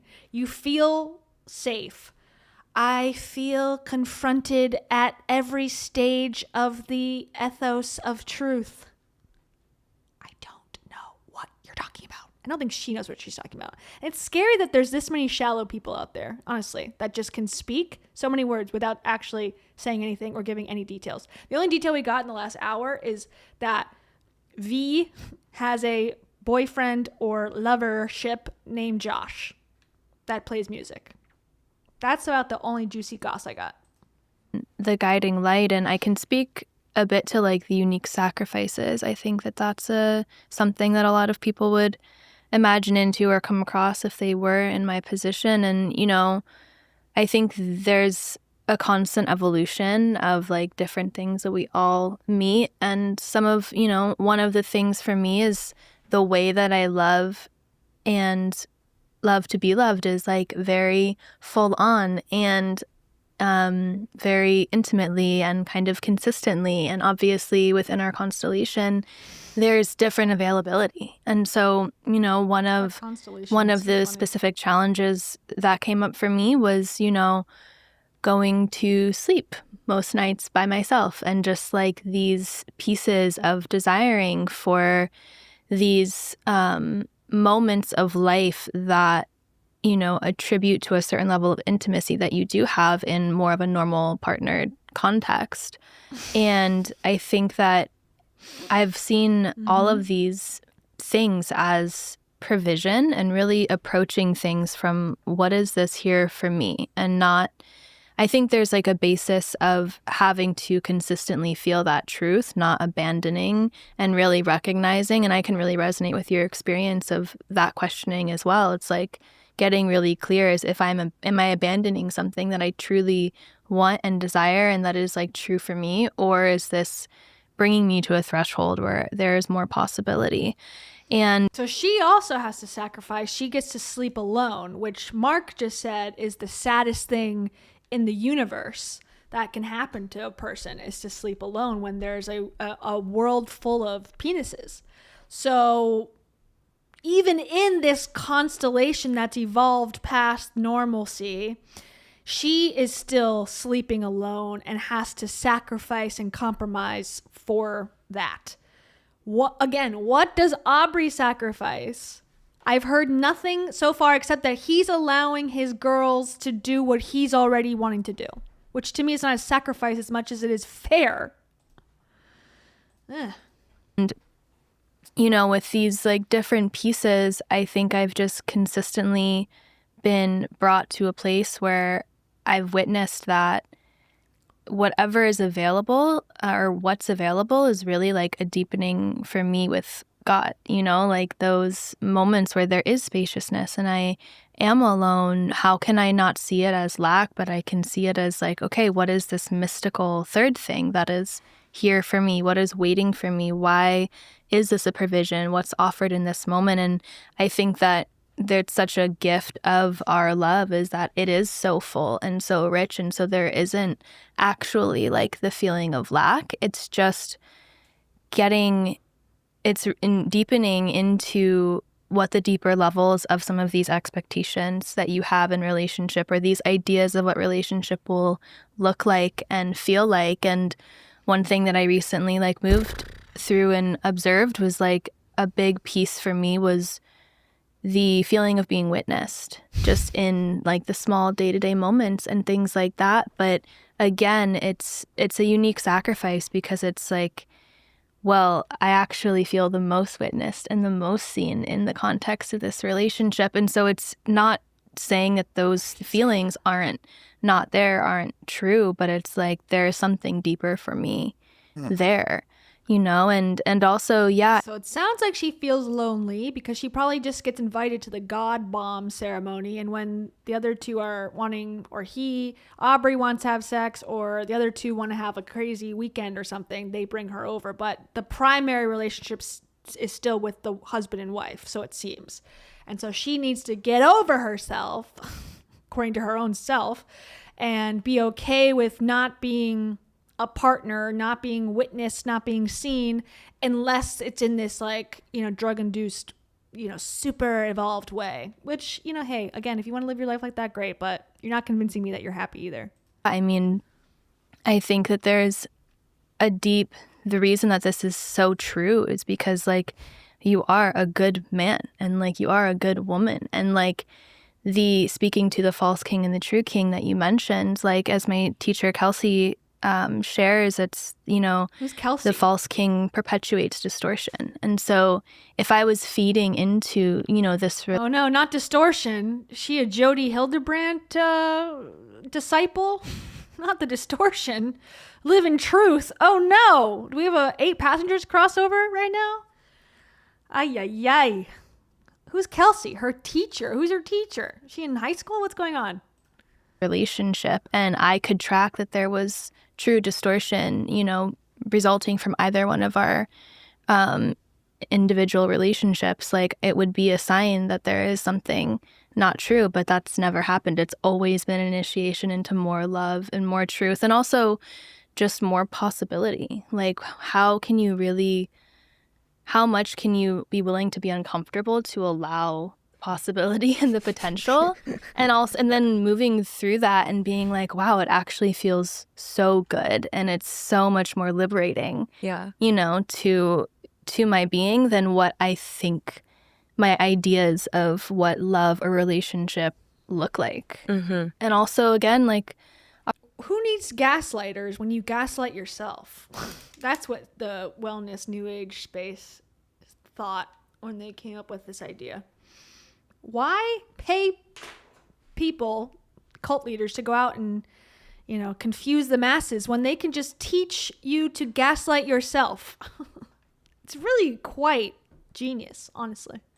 Our shared mission, like you both have been so supportive and helpful and like celebratory of my unique being and helped to bring me into a place where I can see that as something of service and just given me permission to be who I am and to see that that can be a service. And I think that that's another quality of relationship that like in a true exchange of dynamic, you'll always feel like more empowered and more encouraged to be who you are at the core without changing what is true.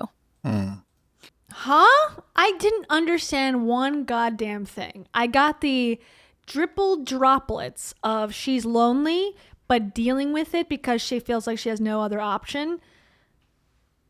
Other than that, I don't know what the hell she was on about. Blah, blah, blah, blah, blah, blah, blah, blah. Is that what dating's like? Like going to first dates and that's what people are talking about?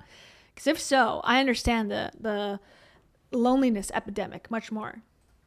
Yeah, I mean, I think, again, this is not prescriptive. And I can also hypothesize an evolution of consciousness, a new story, in a new level of consciousness where even if just seasonally. This is a tale as old as time. This is quite biblical to think this way. I'm a man. I have desires. God tell me do desires because it's okay for me. I have multiple wife. There are younger men or younger women that encounter a couple that have great life experience and great wisdom and great opportunities and great growth that's available, and entertaining these dynamics, these triads. Some, would be seasonal. Some may last in eternity, but there's so much taboo around this subject and people play around with it and they stretch edges a little bit. But I can see a world where this is far more normalized and that there's actually places and conversations that people can have. And I think that's another one of the challenges. It's just hard. I imagine there's probably, I don't know, Reddit groups where people are talking about this and gathering together to talk, but there's not real, it's so rare actually that people are really talking about it to really understand, okay, what are the sacrifices? What are the benefits? What are the traps? If only they spent this 2.5 hours explaining any one of those things, that could possibly be helpful to people. However, we heard 2.5 hours of word salad bullshit. So we'll never know what the benefits, what the holdups are, other than, I don't know, God told them to do it. The women don't really like it, but they're dealing with it because they believe in this man for some reason, and he gets everything he wants, and he's the best. The things to look out for, and I think that's I think what I hope and what my desire in sharing anything that I ever share, whether it's a psychonautic journey, what are the virtues and benefits? What are the traps? What are the perils? What are the costs? What is the preparation? What is the integration? What is all of this look like? What is the communication technology? What does all this look like? And I think that's, something else that can drive this and does drive this forward for us, is just saying, okay, we're here in this place open sourcing our technology, and it's not recommending it, but it's open sourcing it, and whatever you can learn from it, beautiful. Yeah, it would have been so helpful to have some other kind of model of this is how it works. These are the traps. These are, just like anything to be in the exploration of feeling a little bit more like there's a little bit of a map when I meet this, Yeah, isn't there? This is not a new idea. This has been going on for millennia. Can't they go? Because they're not considering themselves poly, even though that's kind of what it is. That's not a new. They're not the first ones to think of this. This man is not the first guy to go, what if I had two? Two better than one? Me likey. Like, they could have community, but they're claiming that they're not doing what polyamory is. I think there's something, I don't know all the details, but there's something about his first fiance. I don't know if they were married, but his fiance and him were poly, and they had a lot of problems with it, from what I understand. And so then he can't just say, oh, I'm poly again, because that's what I've always wanted. He's got to say, oh no, now it's radical monogamy. It's different, I guess. I don't know. I'm just assuming based on like one TikTok I saw. That has a little bit of structure and ethos and agreement. You know, we were just, other than with you, like, we're just figuring it out as we go, like step by step. Every single step is just this totally mysterious horizon of like, okay, now we're here. All right, now what do we do here? And how do we make it through here? And how do we love more here? And so, yeah, I guess for me, again, so not prescriptive. This has been the hardest and most radically beautiful and majestic, path that I've ever walked. And it's not an easy one. Yeah. And I just feel like there's so much depth that can be seen through any lens of whatever kind of relationship constellation where it could be serving. Yeah. Yeah. No, it's beautiful. I mean, he just came. It's funny. The job of the teacher is almost never to tell people what to do. If a teacher starts telling you what to do, leave, right? In other words, we never give up our own autonomy, ever. Yeah, just allow the subtle gaslighting to take over. That's his method of teaching. But what we do need to do is to actually live inside a story of value. Live inside a story of Eros value. And, Aubrey, we were talking about, earlier, and we've talked about in other contexts, I remember a moment when it was 2016, and Hillary Clinton was debating Donald Trump. Where is this story fucking going? Oh no. How does this connect? Hillary Clinton's in a throuple with Obama and Michelle? Let us know. Right? It's a moment in, kind of world. There are about 80 million people watching. I was at Terry Nelson's house in Mill Valley, kind of watching the debate. And then Donald Trump has brought Melania. That was clearly not going all that well. There were lots of other things kind of in the news about that. So there's kind of that happening. Then Anthony Weiner and Huma Abedin are there. Then there's all this press about Huma and Hillary, because that's what's going on. Anthony's sexting other people. That's a problem. So that couple wasn't doing that well, right? Bill and Hillary, let's not even go there, right? That was not going that well, right? And Trump has brought a whole bunch of women who have sued Bill. And then you look at the scene and, you say to yourself, what do children think watching this, right? These are the leaders of the Western free world. I don't think many children were watching the Hillary-Trump debate back in 2016. I think most children were on the playground enjoying their life. But go off, King. False King, some may say. Wrap it up here. What's going on? And all of it is acted out pathology, hidden, manipulated, used, hijacked, commodified, right, in the lowest level of political power games. So, something's wrong with this story. And just to pretend that that's not true is to look away. And so what we tried to do, and you have that over there, we tried to do in this book, right, which it's called The Evolution of Love. And it's called The Evolution of Love. We got an insert. We got a B-roll post-edit insert of this. Buy my book. Hey, Aubrey, lift up my book. I did all the gaslighting for you, and now my payment is sponsoring my own book. This is his jizz that he painted in different colors. He actually has a disorder where he's got blood and guts and stuff going on, and he just said, that's the cover. This is the cover. Because otherwise, what the hell is this? The evolution of love from quarks to culture. What the hell's a quark? Excuse me? What's a quark, Mark? Dr. Quark The rise of evolutionary relationships in response to the meta-crisis. What's a meta-crisis? Forward by Aubrey Marcus. Ugh, the duo comes together again. Before Jake Paul and Aubrey, it was Dr. Mark Gaffney and Aubrey. We can read a portion of the New York Times article that accuses Mark of wrongdoings, and I can read you that because I think that'll explain his issues. I don't know why he's not in prison. I think because maybe the statute of limitations happened or there wasn't enough evidence. I'm not sure, but we can read the article. From Quarks to Culture. Quarks. Is tell the story of the evolution of love.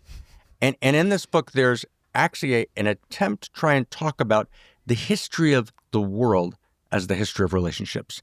And we do the third essay is like a deep reading of science. Reality is relationships. The second essay, levels of relationship. The first essay, how the metacrisis. If anyone says science like that, they're trying to sell you some bullshit. It's science. Essential oils are yummy and help you. It's science. It's like Joker-esque. It's science. This existential risk is because our relationships are alienated from the whole. Our relationships are breaking down. So we try and write. So we try to, and we've all been in this together. And as I was writing this constellation, of course, emerged because that's what happens. I'm writing, and then we're going through this kind of story together. And of course, You're not involved, Mark. What do you mean we are going through the story together? I don't understand his role. It's so bizarre. all realize that this is a story about the evolution of love. And your commitment has always been, how do we participate in the evolution of love? Mm-hmm. Right? Does this configuration of intimacy evolve love? And it's funny, we call new configurations of intimacy, we can't recognize them, so we call them in evolutionary theory mutations. Mutation. But mutation means a mutant. Something aberrant happened. That's not what a mutation is in biology. Mutation means there's a new configuration of intimacy that actually has an ability to give more life. Oh yeah, that's what science, it's a intimacy. Mutation is intimacy. Okay, I think you're adding some words in there, sir. And so therefore, the system of life chooses that configuration because it gives more aliveness into the world. And so this is a story, which is a love story. Right? The story that's been told today is a love story. And sex is a love story. Right? Sex is love in the body at its best. And sex is always at the altar. Right? There's always sacrifice. There's always a sacrificial act. And we've tried to share here today a great love story so that we can all be called to live great love stories. Oh yeah, I'm convinced that all these people are very well mentally. They're very happy and there's no problems for sure. You've convinced me. Seriously.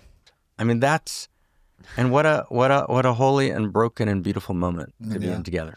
Hallelujah! Yeah. And I think that we're coming. So I said 4, he said 1.5 times. I mean, there's still time left. There's still time left to how many times he's going to mention broken and holy hallelujah. Coming to a time where the workarounds to make the old story work. I remember reading Bertrand Russell, and he's complicated, but also brilliant. Who? And he said, prostitutes are the safeguard of the home. I remember that phrase very particularly. Right. Right. And that was just the way it was in his time, where actually, you have your committed monogamous relationship and then you go to the bordello and, you have your sexual experience, but it's the safeguard of the home. I think he's also partaking in that, I would guess, Aubrey. He's not just having this sacred constellation. He's probably got escorts on the side. I would guess. I don't know for sure. But I would have a feeling that he's probably involved in multiple other less ethos-focused affairs. Prevents some other form of adultery, I suppose, was his reasoning. And we even look at a hero that many of us hold as a hero, who I believe was probably the greatest president, that I've been aware of, JFK. We all know he was sleeping with Marilyn, and Jackie was lovely, and we love her too. But somehow we're like, we've just made that exception, and kind of normalized, but actually it's fucked up in some way, In some way. But in some way, yeah. No one's ever talked about this before. No one has said JFK was fucked up. No one. of these work. And Jackie Kennedy was like completely an alcoholic while she was in the White House because she was so miserable from what was happening, is my understanding. I read Barbara Walters' memoir, and that was one of the things that she said was that she interviewed Jackie Kennedy and she could tell she was wasted while they were doing the interview, and Barbara Walters decided not to talk about that in the news report, and she regretted it forever. Like that was like something in her career that she felt like she should have been honest with the public about. So I don't think Jackie was she was lovely for sure, but I don't think she was happy, if that's what he's trying to say. Workarounds, you know, it's time for, instead of the workarounds that make a system not work, like, and my advice to people who are in the, you know, in. That's the thing though too. It's like, what he's saying is at this one moment is okay, I guess. Cause it's like, hey, you know, as Cher says, different strokes for different folks. I agree.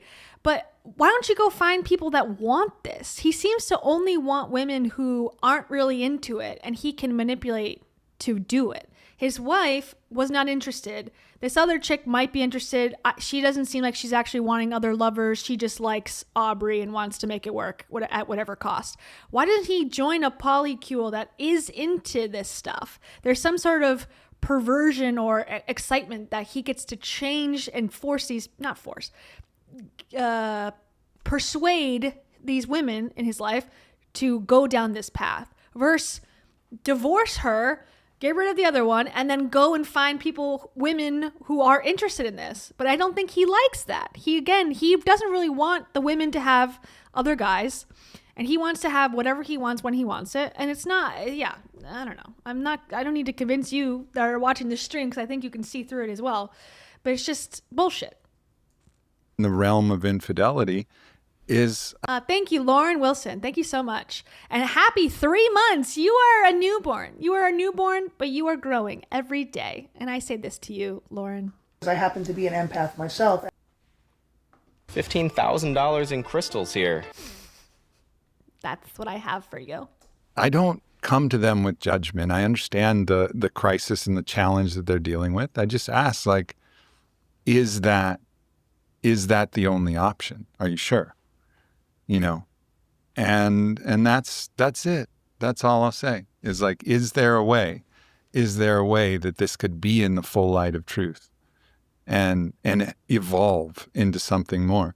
And I don't press it beyond that. You know, I'm not trying to be the moral judge here. And there'll be lots of people who are judging me and judging us and calling this some unholy coupling and all this, you know, pressure and that'll come in. But fundamentally, ultimately, it's just a question like, are you sure? Is there a way that you can live in full integrity? Let us know in 5 years. We'll check in with you, which I'm sure this will fall apart well before then. We'll check in 5 years and see how it's going, and then I'll believe.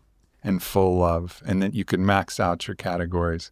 And also to say, for me in my unique configuration of desire, I know that in this unique configuration that we have, I will be happy to the day that I die. Amen. I know that. I just know that to be true. Doubtful. And it doesn't mean that I couldn't have fun in some other situation, but I'm fundamentally like I can rest and know, like, no matter what else is going on in the world, like I will be happy to the day that I die as long as we're happy. You know, like, Doubtful. and I'll fight as hard as I can to protect it so it's not the hungry ghost. Don't even seem happy now. Maybe Aubrey. Definitely Mark, because he's getting off on this for sure. To be a part of this, for him to be around those beautiful women is like giving him life. So he's benefiting more than anyone else. And he gets to spew his bullshit all day. And they're like, wow, because Aubrey's told them that he's wise or whatever. So he's the one benefiting. And he's not even in it. Constant need for novelty to generate some form of eros that only lasts for a fleeting moment, like the burst of a firefly or the breath of a buffalo in the cold plains that just evaporates into nothingness. No, this is growing. The And it's getting stronger and sturdier and more alive, and actually separating each one of each of our individual relationships, separating more and more from the field, so that everything else is like, yeah, that sounds complicated, and only it's not even interesting. And so for me, I've found this interesting place in me that I can just really rest and know that I can live a life of full integrity and full love. It's and gorgeous, what a blessing. Right? What gorgeous, a fucking right? blessing. And here's a vision of a redeemed world, and we have scripture on this, right? Right? A redeemed world is where everyone in the world has the possibility to go through, if they choose it, this journey, Aubrey, Vailana, Alana, that you've gone through. In other words, the possibility of being in the field of Eros isn't limited to a small group of people.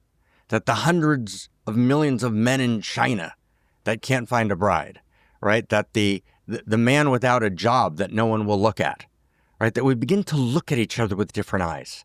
We begin to create new configurations, new possibilities that made this be a spark, right, to actually flame love in the world and all of her creative possibilities, because no one who doesn't want to should be going to sleep alone, right? Reality is about intimate communion. What about Alana? She goes to sleep alone. She doesn't want to. What about her? This is the exact scenario you said, this will evolve and we will heal the world. Okay, even the pioneer of this is sleeping alone. So what's your answer to that?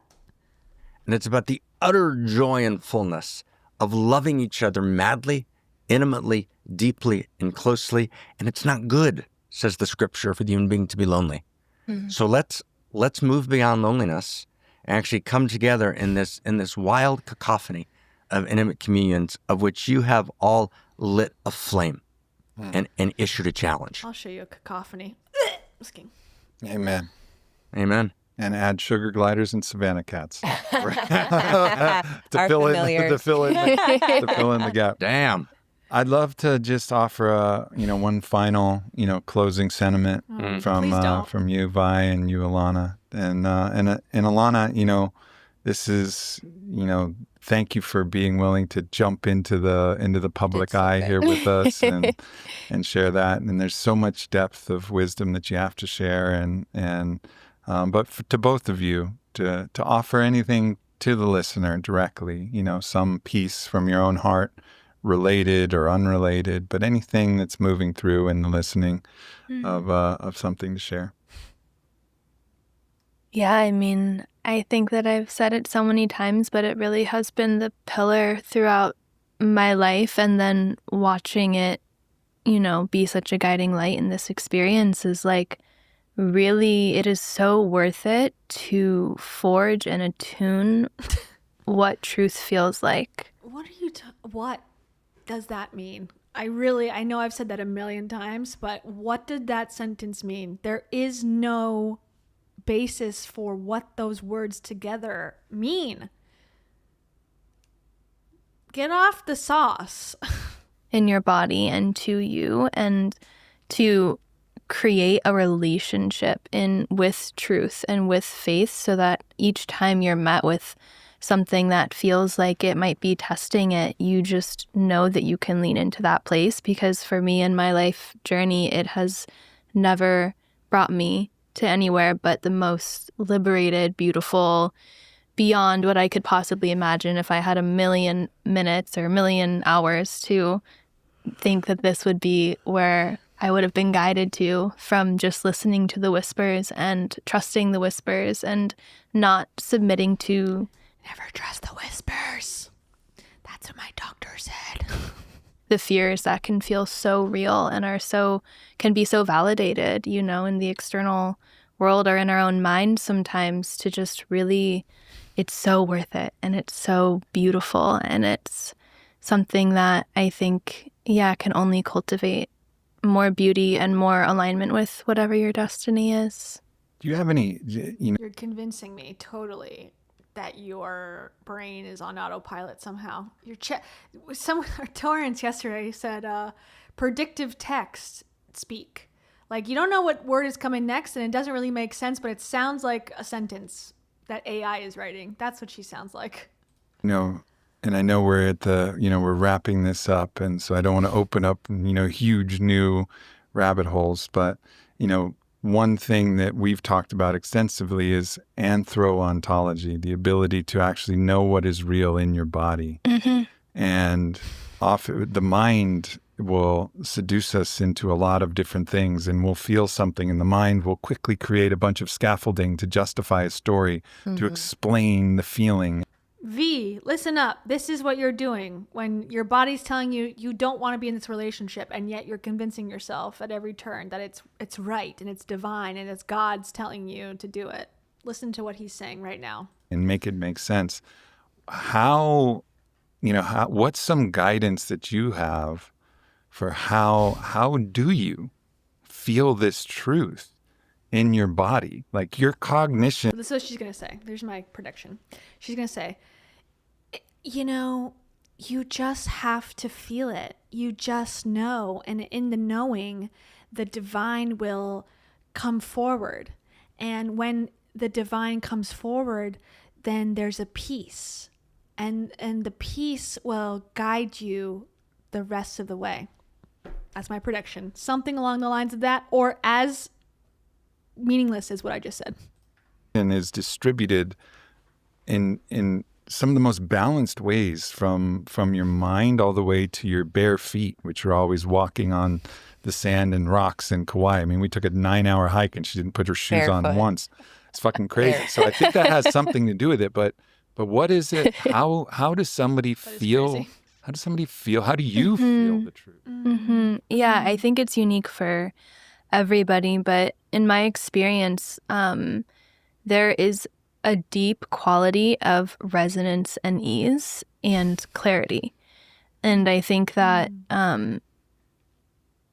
there's thinking into it, it's so somatic, and it's almost, in my experience, so quick. It's almost the first thing that I feel or know. And then I can track, moving into the fear or moving into places of distortion where that starts to come in afterwards. But if you can attune, and honestly, a big piece of it for me has been, call the police, call the psych ward. We got a Jody Hildebrandt connections student here. Presence. If I can be present enough to feel that first gnosis, and it's just a practice of feeling gnosis in your body, and I think it will be different for everyone. And honestly, is that like a diagnosis minus the diag? I don't know what gnosis is. Practiced it so much that I don't even know if there's a particular formula for me, but there's a familiarity to that, and I can feel anxiety or worry or contraction or competition, like so many of the qualities of the smaller self that we've talked to here. The wife's like, say what? I do not give a fuck. Tend to be products of something that is not true. And I think also truth, in its nature can be disruptive, but it's important to recognize, what is it disrupting? Is it disrupting something that's trying to keep you small or trying to continue a story of comfort, or is it disrupting something to liberate you into something greater? And just really using presence and stillness and spaciousness to attune to that. Yeah. It's almost like even, let's say Mark and I, we're not skilled musicians, but if Derek. He's upset about that because Josh, his wife's lover, is. So now he's going to say, we're not musical, but being musical is gay. Over there was playing a guitar that was out of tune. Something in us would be like, I think that instrument's out of tune. There's a vibrational frequency that's, when it lands on my body, I just feel like it's not quite in tune. And I think we're beautiful instruments that are tuned to the frequency and harmony of truth. And if we can actually remember ourselves and be in the truth of ourselves and hone that instrument, I think it can be, as it has been for you, an incredible guide, and it has been for us as well, the ability to, detect that. Now, of course, Vailana and I have, we have a lot of energy that moves up between the ears, it can get in the way, and we all do. But I think it's an important lesson to feel truth with the wholeness, the wholeness of your body. Yeah, thanks for sharing that. Vi, any final words? Yeah, there's a couple things that come to mind, Okay, the couple things that come to mind are, it's hard. It's a long, arduous journey, but I am here and I trust in God and I trust in myself, and we're healing and we're walking together, and I'm so blessed that this is my story. And I just want to say that I believe and I am feeling divine within myself, and I am righteous in my thoughts. Something like that, I think, is what she's going to say. Oh, I feel like, particularly from reading this book from Martine Prechtel called The Smell of Rain on Dust, he talks about the importance of grieving. And, I think that importance, for me, there's been so many different cycles of our relationships where there have been big deaths of the life that I imagined for myself, or, what my small self would deem as comfortable.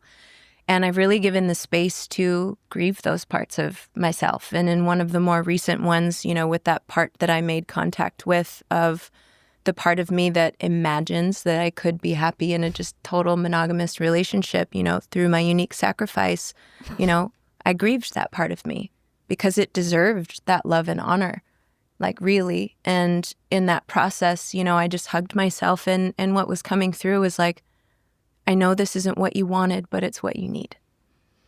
And I think that's the ultimate gaslight line. That's the ultimate. That's what the gaslighting Bible should be named. It's not what you want, but it's what you need. The guide to gaslight all in your life. The foolproof guide. If you can get them to believe the title of this book, you've won. Most likely, sir, but also could be ma'am. Jeez. It's not what you want. It's what you need. Again, the gaslighter's motto, the mantra, where you're trying to convince yourself or someone else that what's best for them, it ain't best for them. Like, one thing that I'd really love to leave with people, just, maybe being in the exploration of like, life isn't ever going to turn out always the way that you want, but there's an element of it that can be exactly what you need. And I think for my own becoming and liberation from my small self's comfortability, that ultimately wasn't driving me. It was driving me towards comfort, as you said. It wasn't driving me towards like this total liberated possibility of so much more beauty and so much more intimacy, that I really, just really wanted to share that piece. And then the other one that's been really helpful for me is in relation to the small self is like, who's in the driver's seat of my consciousness? Who is it that I am serving? Aubrey and Mark, currently. Is it my small self's desire for the comfort and the perceived safety that I could get by trying to control or contract or all of these things? Or am I actually allowing for my soul and my higher self to be in the driver's seat of my consciousness? And I've been really deeply in devotion to that. And there's this beautiful thing that can happen when you can elevate yourself out of, the separate self, that it's just like everything is here. This is my trauma. These are all the things that I know. This is what I think I need, like it's like so defined. But when I lift myself out of that and really inquire into what am I being of service to? And for me, this relationship, and softening and dying over and over and over again, I can feel the part that feels like it's in service to just something that is greater than me. I'm part of it, and I'm an active player within it that is willing it and choosing it and devoting to it. But it also feels like it is something greater than me. That like when I look up at God and I ask our son, like, what do I choose? And it's so clear. Wait, whose son? The sun in the sky? God is a son? They have a son. What? What? Repeat. But it also feels like it is something greater than me. That like when I look up at God and I ask our son, like, what do I choose? And it's so clear, and there's no part of me that can be in. Who's our son? When I ask our son, is this a religious thing I'm unaware of? Conflict with that, because that's this divine relationship that all of the other details and things, like, they work themselves out as long as you're authentic, as long as you're telling the truth, as long as you show up for the difficult conversations, no matter what they may look like. Like, this relationship is so important to have, because it has helped me to overcome all of the places where I was too afraid to get over myself. Yeah. That relationship. He's smiling. He's like, I got this, bitch. Hook, line, and sinker. And I'm saying bitch, coming from him, not coming from me. I think they're beautiful women. I think they're highly capable, from what it seems like, to live a normal and productive life. But they are entrapped currently in a coercive cult-like environment, which is hurting them ultimately, in my humble opinion. But hey, if you want to live in a cult, live in a cult. What do I care? Ship with God. Rebbe? Wow, huh? Right? Yeah. Wow. Right? And indeed. maybe our last word. And Ab, you'll close it.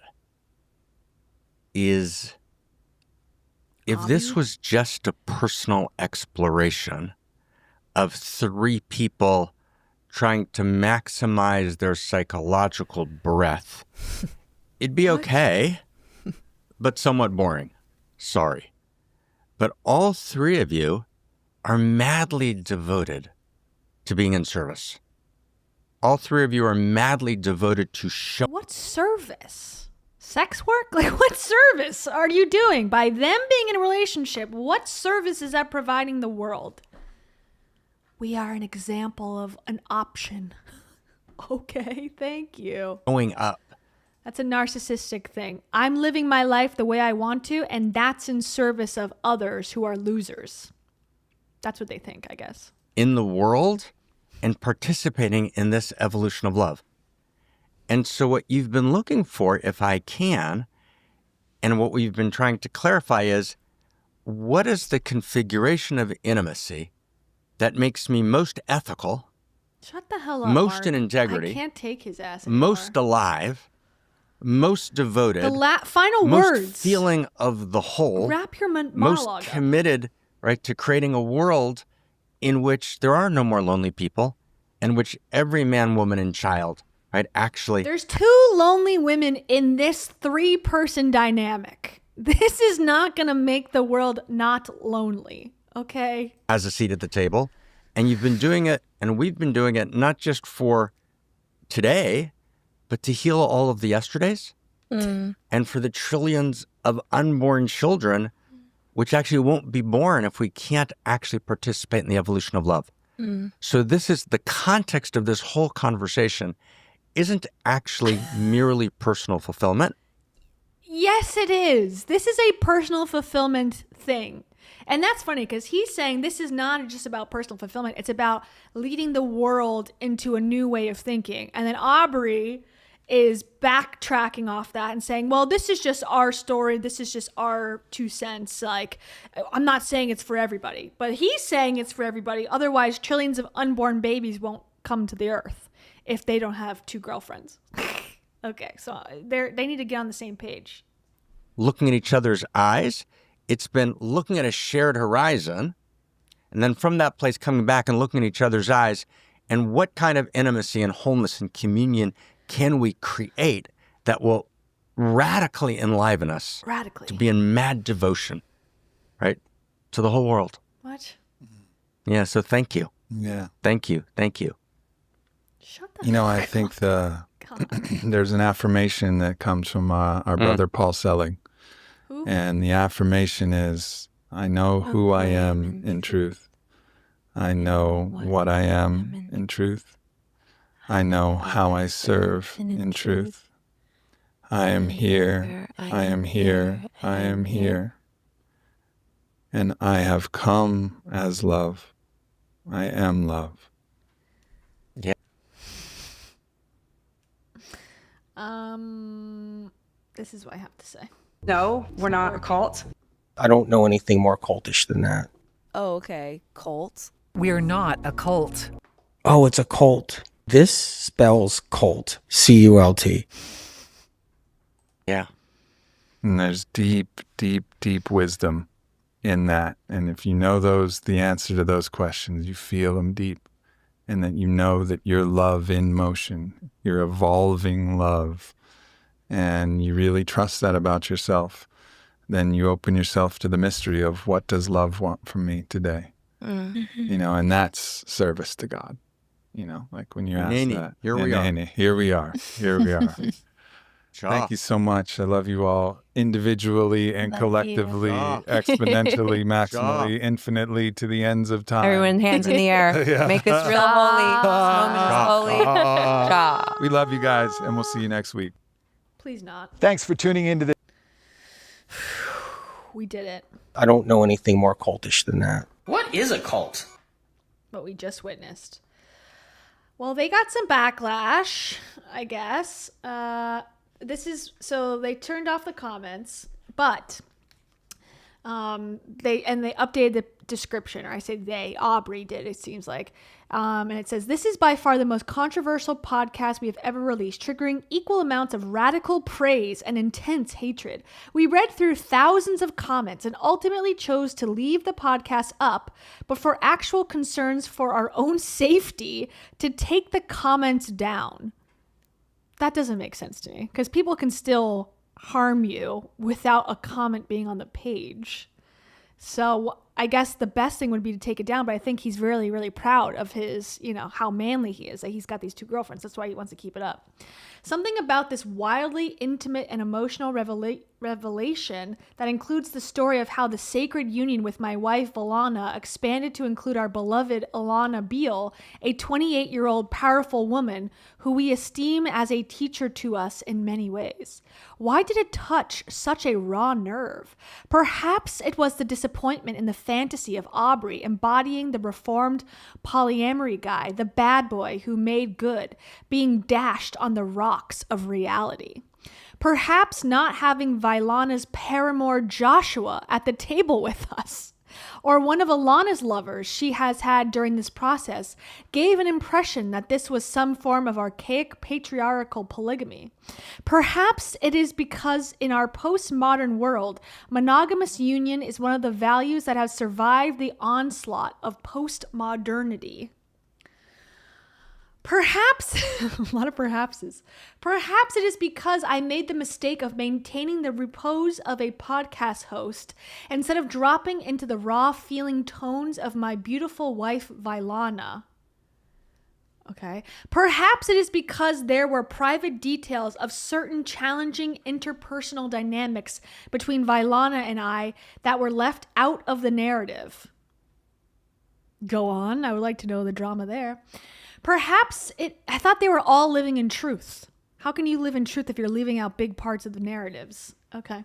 Perhaps it is because there is a misinterpretation that the whispers we received along the way, nudging us towards this constellation, were being claimed as God's will, which of course, none of us can claim to know God's will, even though you said multiple times that you were told by God to go on Raya and also impregnate your 2 ladies. How is that a misinterpretation? But okay. But ultimately, this podcast is not a prescription. We state that many times. It is a description of, they do state that, but they also say if we want trillions of children to be born and not to have famine and war, you guys need to get on board with this type of evolution of love. But okay. It is a description of what has worked for us to allow us to live a life of radical commitment and total freedom. And we have all been shocked. That so many people who celebrate the beautifully diverse, non-heteronormative unions have expressed such vitriol and ill will towards all of us because we dare to ask the question, are relationship structures intended by the cosmos to be one size fits all, or do variations actually serve the evolution of love? Dr. Mark Gaffney, okay, that's the guy who loves children, allegedly, our esteemed teacher, joins us to discuss the cosmic, philosophical, spiritual, and psychological underpinnings behind this configuration of love that we hope will expand the boundaries of what is possible in every dimension of our intimate, personal, and communal political lives. For more on Mark and the cosmic ontological structure of relationships as they relate to Eros in all of your communities in global politics and your most intimate personal relationships, check out his book. Here's Vailana's YouTube, in case you're wondering. Oh, apparently not. She doesn't have a YouTube anymore. Maybe she got rid of it because she was getting threats. Here's her Instagram. This is Vailana. Oh, she looks woken. She's awoke for sure. Oh, main account.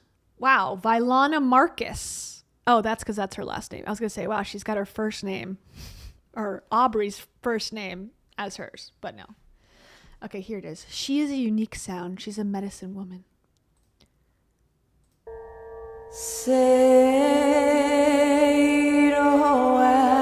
Josh is like, that's what I'm into. Here they are at Burning Man. Who's this?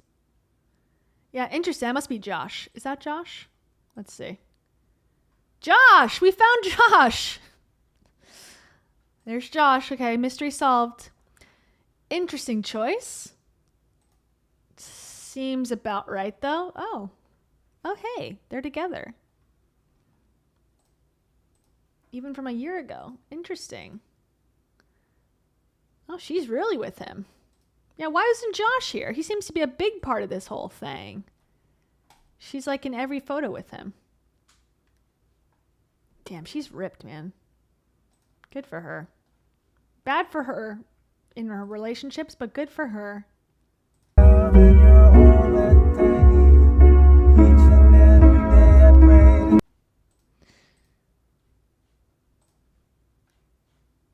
What the hell? All right, the object is going to change now.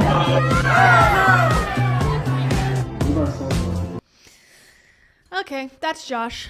Mystery solved. He likes to play piano at Burning Man. Thanks for this moment, Vailana. So I feel like what's going to happen is she's going to leave.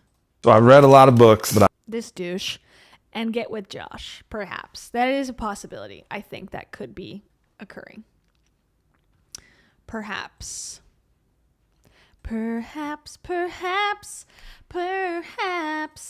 Maybe that will happen. Maybe it will not. I'm going back. Hold on. Where is Aubrey's? I think she really did get rid of her YouTube. one of the reasons. Oh, no, she linked the podcast. Interesting. Oh, here's her podcast. Okay. Her podcast. I mean her YouTube. She does healing videos. How did I watch this? Oh, that was what I just opened. Okay. It's like, how did I see this? I've never seen this before. Okay, so that's that. Let's read about what's his face real quick. I want to give you the context just in case you were wondering, because I did gloss over that completely. Mark, what's his name? Mark Gill. What the hell is his name? What the hell? What the helly? I had that song in my head so bad. What the hell? What the helly? He looks in this one in this picture specifically, Steve Bannon. This guy is like a shapeshifter. He looks like so many people. Jerry Springer. What's the other one? Jerry? Stephen King. Who else? I don't know. All of them. Okay, let's see. New York Times. Let's do New York Post. Let's see. This says, popular New Age author Mark Gaffney molested 13-year-old girl. Okay. In 1980, lawsuit says. Okay. It says, for years, a New York woman could do nothing but watch helplessly as the New Age author says molested her as a child, admitted and defended his nauseating conduct to Dr. Phil and the New York Times. Dr. Phil had this guy on? Great. Okay. Until Wednesday, when she sued him in Manhattan Supreme Court thanks to the new Child Victims Act. Sarah Kabakov claims popular New Age thinker Mark Gaffney, born Mark Winares, so he changed his name too. I wonder what that's why Aubrey changed his name as well.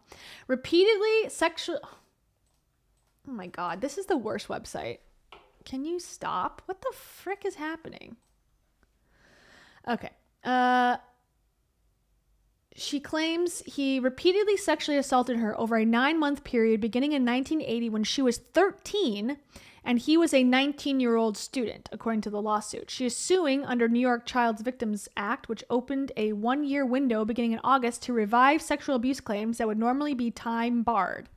The allegations first cropped up in a 2004 Jewish Week article in which a woman anonymously said she was molested by him in 1980 when she was 13. He's now 59 and a former Orthodox rabbi.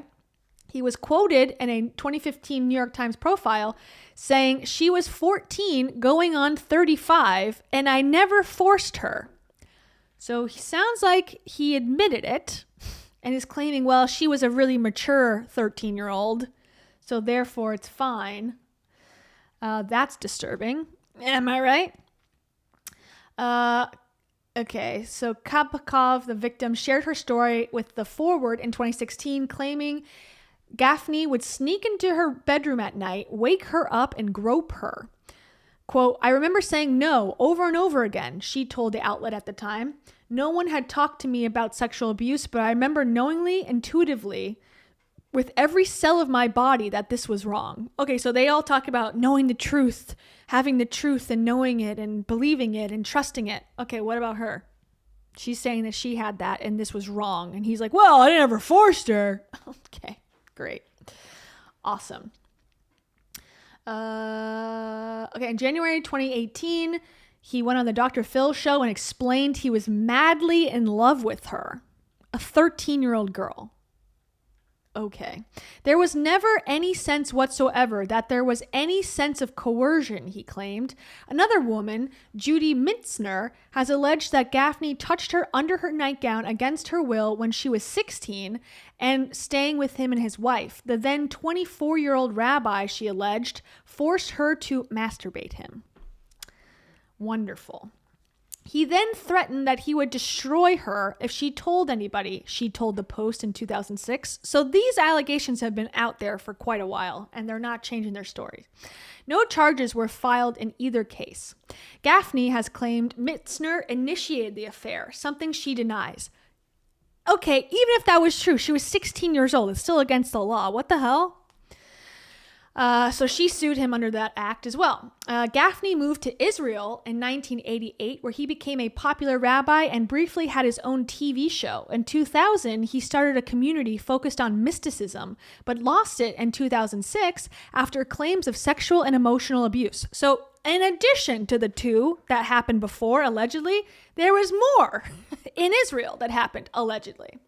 He now appears to live in Utah, where he runs a spiritual think tank called the Center for Integral Wisdom, whose followers include John Mackey, the co-founder of Whole Foods, according to Gaffney's website.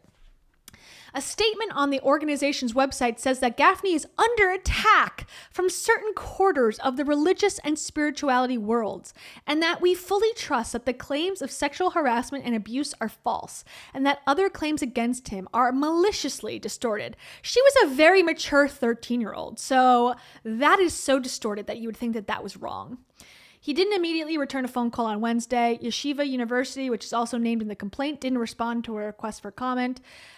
Sarah's attorney, Jordan Merson, said the Child Victims Act is allowing his client and others like her to be able to get justice through the New York civil justice system for all they have suffered.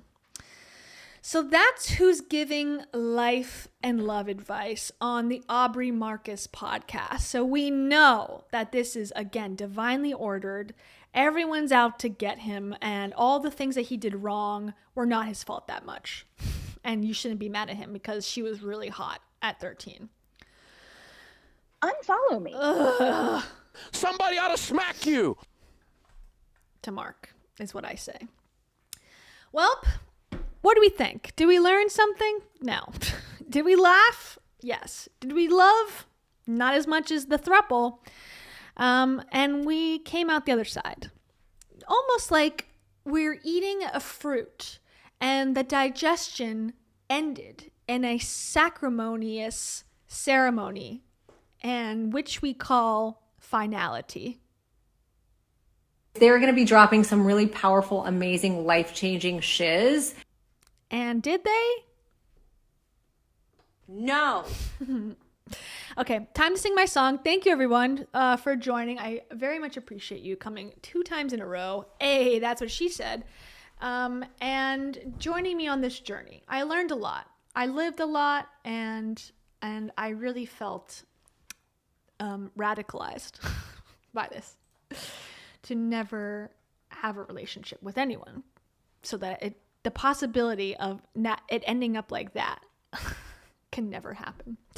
Let me just double check to make sure I'm not missing anything. Anybody? Any shout outs? Any anniversaries? No, I think I'm okay. And I'm sorry if I did miss any.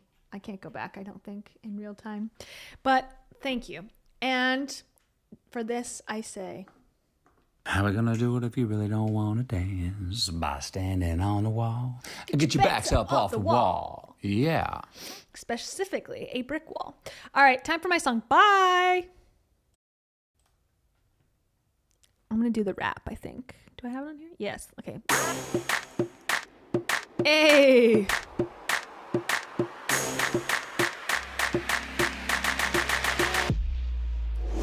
Starry nights. You're in a constellation, right? How many people do you have in your stars? Cole Campbell, are you a star seed or are you a psychonaut? A console? What about you? Did you know that you could change your name to Drew and then you'd be more enlightened? Lily and Massey. Get on Raya. Swipe, swipe, swipe. And get nasty. Hey. Alaska Blood Tundra. Did you have fundra? In the paradigm shifting. Evolutionary. Oh so contrary. Relationship that we see ourselves in right now? Let me know. Carasoto. Makes me go, oh no! You want to have a lover named Josh? Well, I guess it better be Nosh. Noshy, noshy, yummy, yum. I want to lick some bum. That's what this constellation says over in Kia's world. The Kia constellation. Fascination. Lisa B. Do your roots go down in the earth like a tree? What about your leaves? Rebelade Fuentes. Do you like to give shade to those under you? When you do a sound bath, Chris Johnson, do you get to laugh or do you have to sing? Is that a thing? Rob Sheehan. Do you like the color green? Like the earth, Mother Gaia. Aubrey is a liar. So is Mark. He's gross. TBH. Mary, what do you have to say about all this? Ain't it scary? Uh-huh. Amen. I'm gonna have 10 lovers, that is. And they're all gonna live on my compound in Austin, Texas. Can you believe it? Can you leave it alone? No. they can't. Good night. Bye.